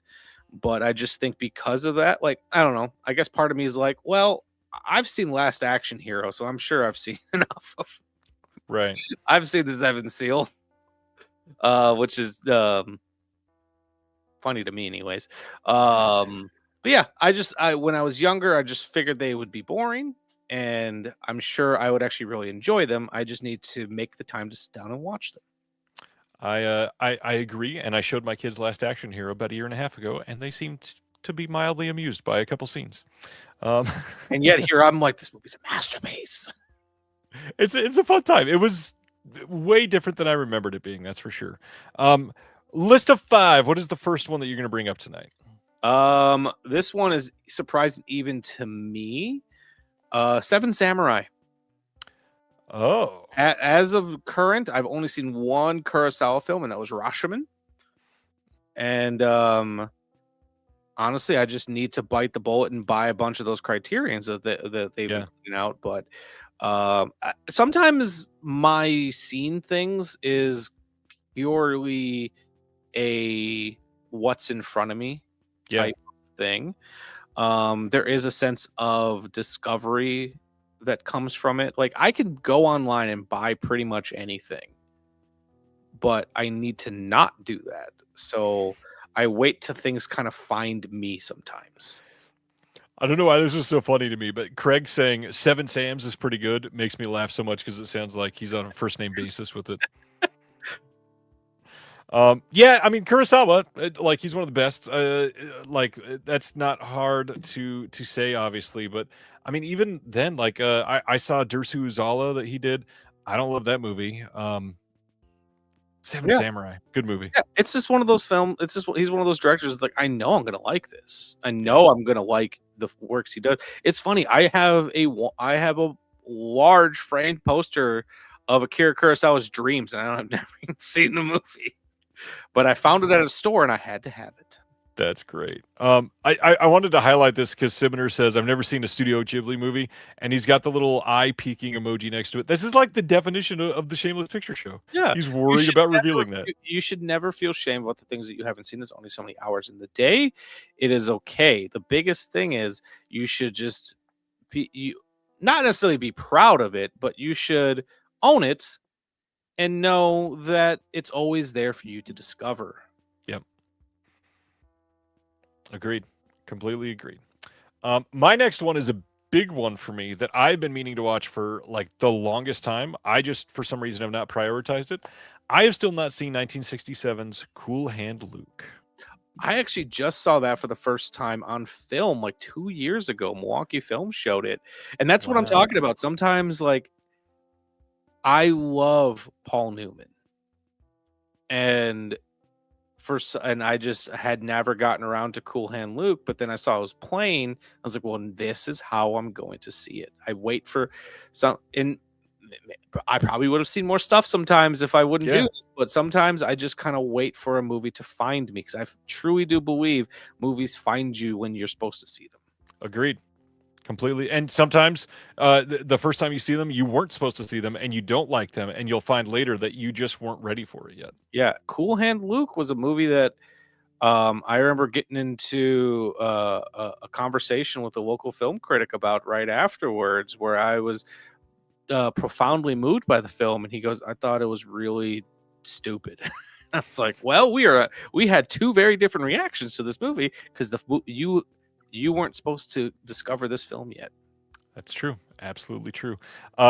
Terry in the chat says Ryan has had a failure to communicate with Cool Hand Luke. This is one of the reasons I've always needed to see this, because my dad quoted this line to me all the damn time and never showed me the movie. Just told me what it was from. I need to see it big time. I had seen one scene from it, and it was probably because of the retrospectives and Turner Classic Movies where he eats like a shit ton of boiled eggs. Yeah, this is probably true, Noodles. A lot more Simpsons episodes will make sense after you see Cool Hand Luke. It's honestly true. It's like same thing when I started getting into Hitchcock. It's like, oh wow, so many more of these jokes make sense now. All right, second on your list for tonight. So this one has been on my list since it came out, and it's now gotten to a point where I'm intentionally not seeing it until my wife pretty much says we need to watch it. There Will Be Blood. Wow, big that one when it came out, There Will Be Blood and No Country for Old Men were both going for the Oscar. Yeah. And I swore my allegiance to No Country for Old Men. So you chose wisely overall. Yeah, I was like, I can't see There Will Be Blood. And then it's gotten to the point where I've been working. I think there's only, besides There Will Be Blood, there's only 3 PTA movies I still need to see. And so I just kind of feel like it needs to be the last one I watch, or whenever my wife, because my wife has seen it. And she keeps forgetting that I've never seen it. So I was like, the day that she was like, let's put this on, will be it. Yeah, that'll be a fun experience too. Yeah. Terry, completely understandable reason. Craig says we were just talking about There Will Be Blood last night. One of those films that's so damn good, but you don't rush out to watch it again. That is absolutely true. Good movie. Good movie. I'm excited for you to see it. I'm curious to. How do you feel about PTA overall? From what you've seen? I like him overall. I don't think there's been any of his films that I've disliked. Yeah, that makes sense. Like even the ones that work for me the least, I still find endlessly fascinating. Like Punch Drunk Love is a movie that I have mixed feelings on, but I think about it all the time. Yeah, it's a good movie. Beautiful movie. Love the way it looks. My next one is one that I have heard from a couple people that I would love, and it was like, all right, adding to the watch list, and then never referring to the list again. Still have not checked out 1974's Cassavetes Joint, A Woman Under the Influence. One that gets referenced so many times, still have not put it in. I have that. So I'm friends with one of my film professors from college, and he's been downsizing, getting rid of a lot of his movies. I think I actually remember sending you a picture. I bought a bunch of those Corman Shout Factory sets from him, and I got a really good price on them, let me tell you, because I don't think he looked up what they were worth. But he also sold me all of his Cassavetes DVDs, so I have almost all of his films on the shelf, but I've only seen Killing of a Chinese Bookie. So it's one of now that I have them all, it's like, okay, now I want to kind of work through. Once again, they found me. Yeah. Now I just need to actually make the time for them. But right. Yeah, I need to see it. Heard nothing but great things about Jen Rollins in that movie. Just no excuse. I need to see it for sure. So my next one is another. I don't want to say it's a contemporary film because it's like 26 years old at this point, but Gladiator. So when it came out, I was like 10 years old. So I had no interest in it. When I started getting older, Russell Crowe just didn't do much for me. There's things I like him in. I love him in Nice Guys. I like him in 3:10 to Yuma, but like he wasn't moving units for me. Right. And I'm mixed on Ridley Scott, so it was a movie I just keep putting off. But the way my tastes have evolved over the years, I think it's a movie I'm really gonna like. Yeah. I need to find my way to it. What are some of your favorite Ridley Scotts? I love Alien. Of course. That's an easy one, and I'm in the camp where I prefer Alien over Aliens because I know some Good. people prefer Good. Aliens. Saw Blade Runner recently because of my show. Was really impressed by that. I love Legend. We were just talking about that one in the Discord too. But there's still a lot of blind spots I've not seen. I saw House of Gucci or whatever. I saw Robin Hood or whatever. But like I've not seen Thelma and Louise yet. I have the Criterion. I just need to Great watch movie. it. And so he's got an interesting career. I was always a bigger fan of Tony Scott. Same. Like, just I don't know. Like I had so many films in film school that I would just bring a fog machine onto set just because I wanted the Tony Scott look. Or I'd have all the grips just smoke cigarettes. Let's be real. Grips are always fucking smoking cigarettes, man. Them and the Best Boys, damn it. Yep. I don't know why, but as soon as you said I always prefer Tony Scott, I wanted to make a really terrible Walk Hard reference to say the wrong Scott died, but that seemed in poor taste. My number 4 is one that everybody's going to laugh at because I've talked about it on the show so many times. I'm sorry. I know that it needs to happen, and my plan is to do it this year. I just need to do it without the kids nearby. I have still never seen Akira, however it's pronounced. Okay. 88. It's a big one. I just got the 4K last year. I need to see it. I've heard nothing but amazing things. Anime is not a strong suit of mine. It's not one that I've seen a ton from. No, me neither. But I've been getting more into it. Yeah. I had a huge aversion to it because I was being a pretentious fuck for a long time. Yep. And I which is so annoying because I used to read manga when I was in middle school because I feel like most people did, at least at one point. But then I went to high school with some kids who just really took it too fucking far, and they just annoyed the shit out of me. And then I just kind of got on my high horse with it. But I'm discovering, one, that I know I was a pretentious fuckwad then, and then 2, there's a lot of really brilliant storytelling. Yeah, it's true. What's your favorite anime you've seen so far? Let's see. Like I said, I've been going through. Cowboy Bebop is like a low hanging fruit answer because it is really good. I'm a big fan of Fooly Cooly. For movies, I saw Ninja Scroll at way too young an age. I should not have seen Ninja Scroll and Vampire Hunter D when I was the age that I was. And you're right, Jesper. I still am a pretentious fuck. I thought that was a really funny comment. But I saw those movies way too young. But I would say the one that I think just was worked for movie wise that has worked super well for me would be either Ghost in the Shell or Princess Mononoke. I've still not seen either of those either. Actually, I see someone mention the comments. Spirited Away is a fantastic answer. I saw that movie for the first time when I was pretty young. Turner Classic Movies, and this is actually when I first discovered Ben Mankiewicz. It was when he first started working with Turner Classic Movies.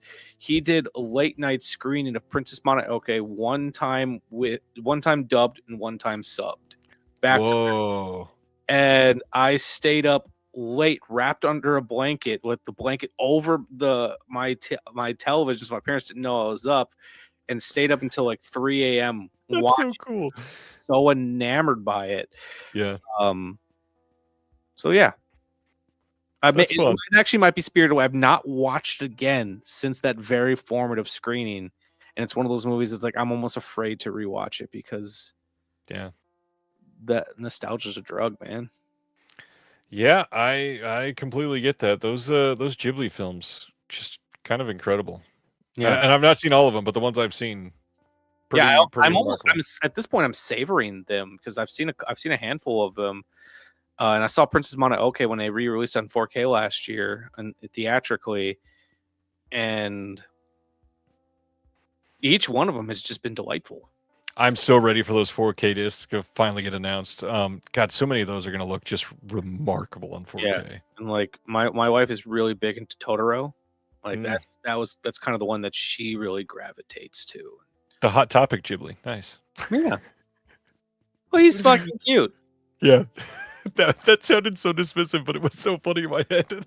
All right. What is your number 4? And I got so aggressive. It's fucking cute. Lawrence of Arabia. Oh, yeah. Film that I feel like I know a lot about, and cause I read a lot of like film history books and things like that. It feels like a movie that I've seen, but I know I haven't. Like, do you ever get that where there's like a movie or a filmmaker you've read a lot about, Yeah. and it feels like you've seen something? That's how For sure. Lawrence of Arabia feels to me. So what's really funny is I'm feeling the exact opposite way about Lawrence of Arabia right now. I know for a fact I've seen it at least twice. I hardly remember anything about it. I feel like it's one of those movies that just immediately dumps out of my mind the 2 times that I've seen it. Yeah, and I also just really like it's. I don't know why I haven't seen it yet. Probably it might be the length, because I don't mind long movies. It's just more so trying to find time for long movies. And I read a lot about Lawrence of Arabia when I started getting really into John Ford, because I was just really I loved the fact that David Lean said he studied the Searchers to figure out how to best shoot landscapes. And I just at this point it's been my quote of the day. I'm just waiting for that movie to find me. Interesting. Yeah. I'm curious if that one will ever like stick with me. I need to try again. It's been a while for sure. Colton, I also want to know if it'll ever be gay enough for you. Please report back, Colton. Yes. Find me on social media. I need to know is Lawrence every day. I just need to check in. Is Lawrence Arabia gay enough for you today? Go get that URL. Is Lawrence of Arabia gay enough for me yet.com. This reminds me. Were you ever a professional wrestling guy? Yeah, multiple times. Yeah. There was a website that existed for a long time that is teststilldead.com. You could go to it and be yes, and had a clock of how long he's been dead for. I don't know where the joke started, but it always made me laugh. Colton, this comment is so funny in response. That man was in them deserts doing dirty things. Oh, geez.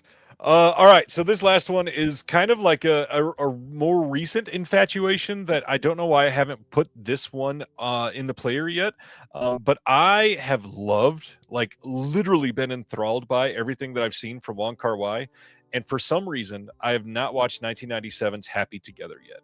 And I feel like from all the promo material, it looks like one that I am going to worship afterwards. So I need to get around to it, but it's so wild how much the other ones have worked perfectly for me. So I know it's going to be great. I gotta dedicate the time to it. Oh, it's really funny you mentioned that, because my next one's In the Mood for Love. No way! Nice. Yeah.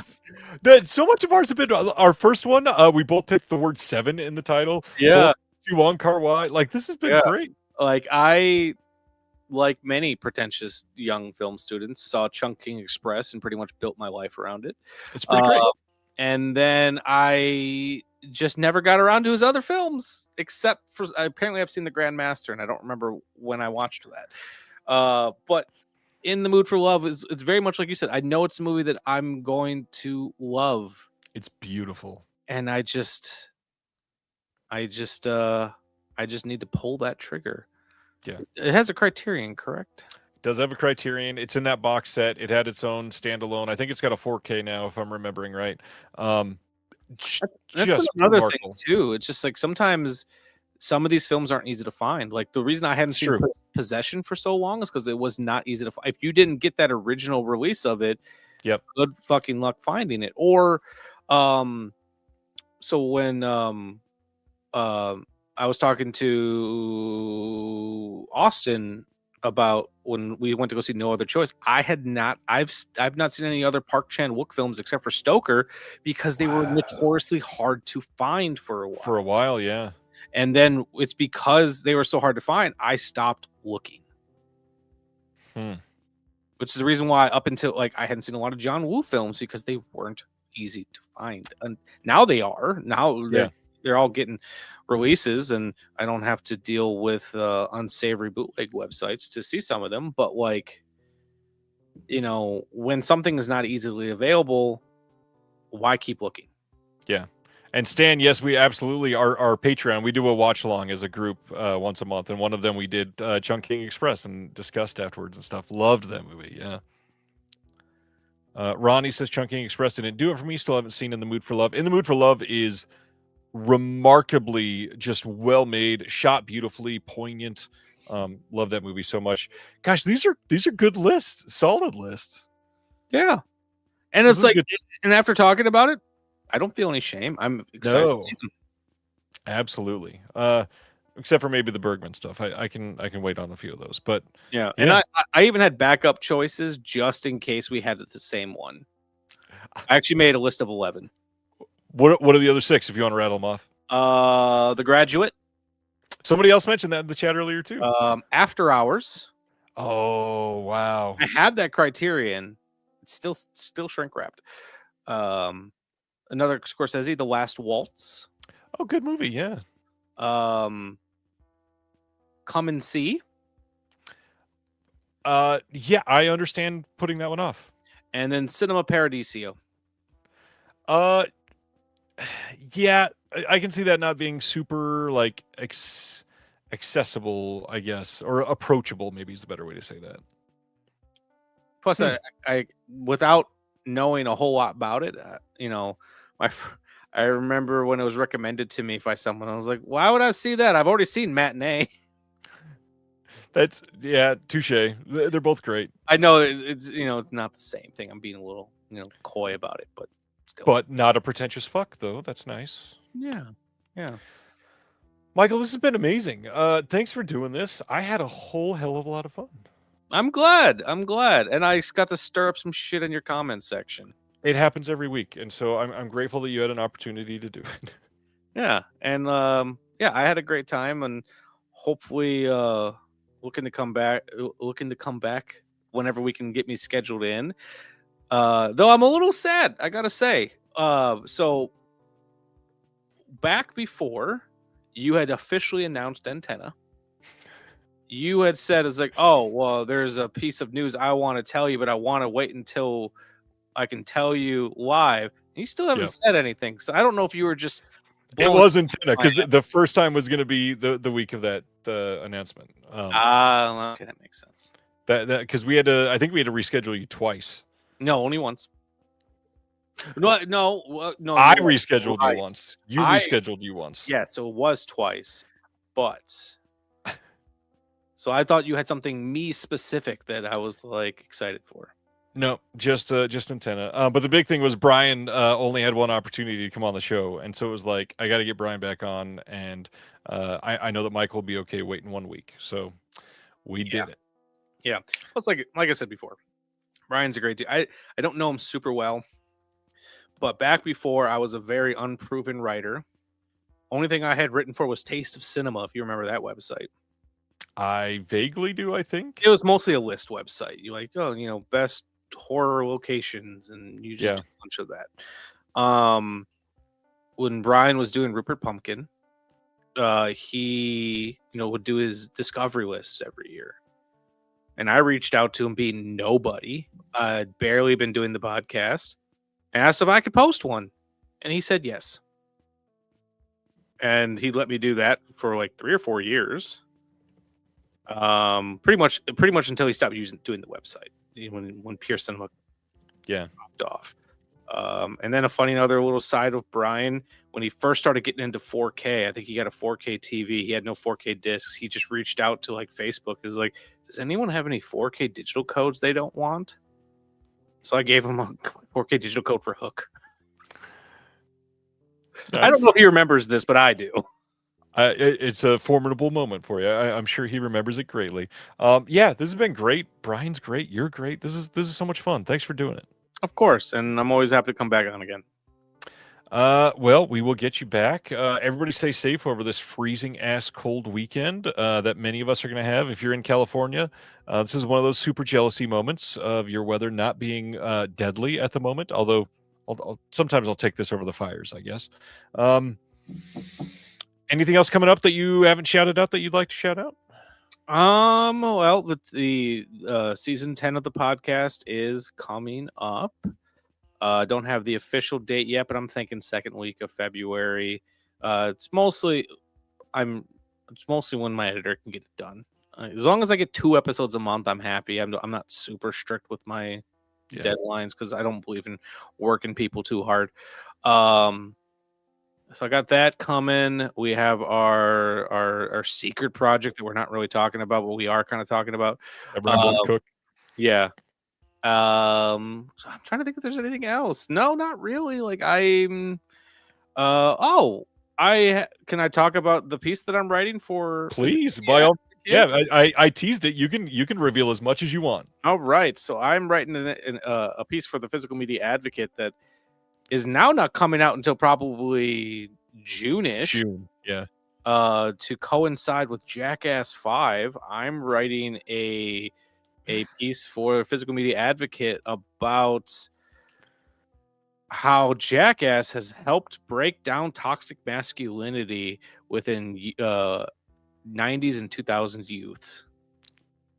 And I even fun premise. Yeah, and I had an unexpected interview with Chris Rabb, aka Rabb himself, and he gave me like an hour and a half to almost 2 hours of his time, just to shoot the shit. And like we talked about the origin, like how he got involved, because he was more part of the CKY stuff and merged into Jackass that way.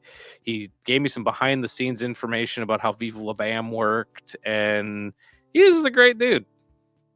I am so stoked that we're going to have an exclusive Jackass interview in the Physical Media Advocate, and unbeknownst to us that they were doing a 5th film. Yeah, he said he's not involved with it, but he was more than happy to talk about his time with Jackass. And I want to tell like a story from that interview, but I don't want to spoil the magazine. Right. You got to check it out. Come back around June and check out the issue when it comes out. And I'm sure we'll get Michael on some other stuff. He's already talked about a couple other ideas. You've written 2. Is it only 2 or has that been 3? 2, but I've pitched like. That's right. Yeah, it's 2. I have then I pitched you the Jackass piece, and I pitched you a video store piece that I need to meet with the guy to discuss further. But yeah, so far I wrote I want to say one of the more in-depth pieces about The Longest Yard. Yep. Burt Reynolds film, because he's my obsession actor. I think at this point out, like I don't want to say I wrote the longest piece on The Longest Yard, because I know that's not the case, but it's a pretty in-depth piece about The Longest Yard. I'm confident I have written the most about Frankenstein and me. And then that wasn't for you. But then I also wrote From Aldovia with Love, my appreciation of Netflix Christmas movies. Which is also quite in depth about the history of a Hallmark channel. Yeah, we also. I mean, you had just recorded with Alonso Duralde, and we also highlighted his new version of his book, "Have Yourself a Movie Little Christmas." Yep, got the shelf behind me. Nice. Yeah, check out the magazine. I'm just going to keep talking about things because I like talking with you. So I'll let everybody go. Have a good night. Stay safe. We'll see y'all next Thursday. Going to be a fun night. It is. I don't remember who's. Oh, Chris will be back next week. We'll talk about that. Have a good night. See you then. Thanks, Michael. You're welcome. See y'all. Thank you for watching The Disconnected. On the way out, make sure that you are subscribed to the channel, that you've liked the video, and that you've copied the link to be able to share with someone else that may appreciate this.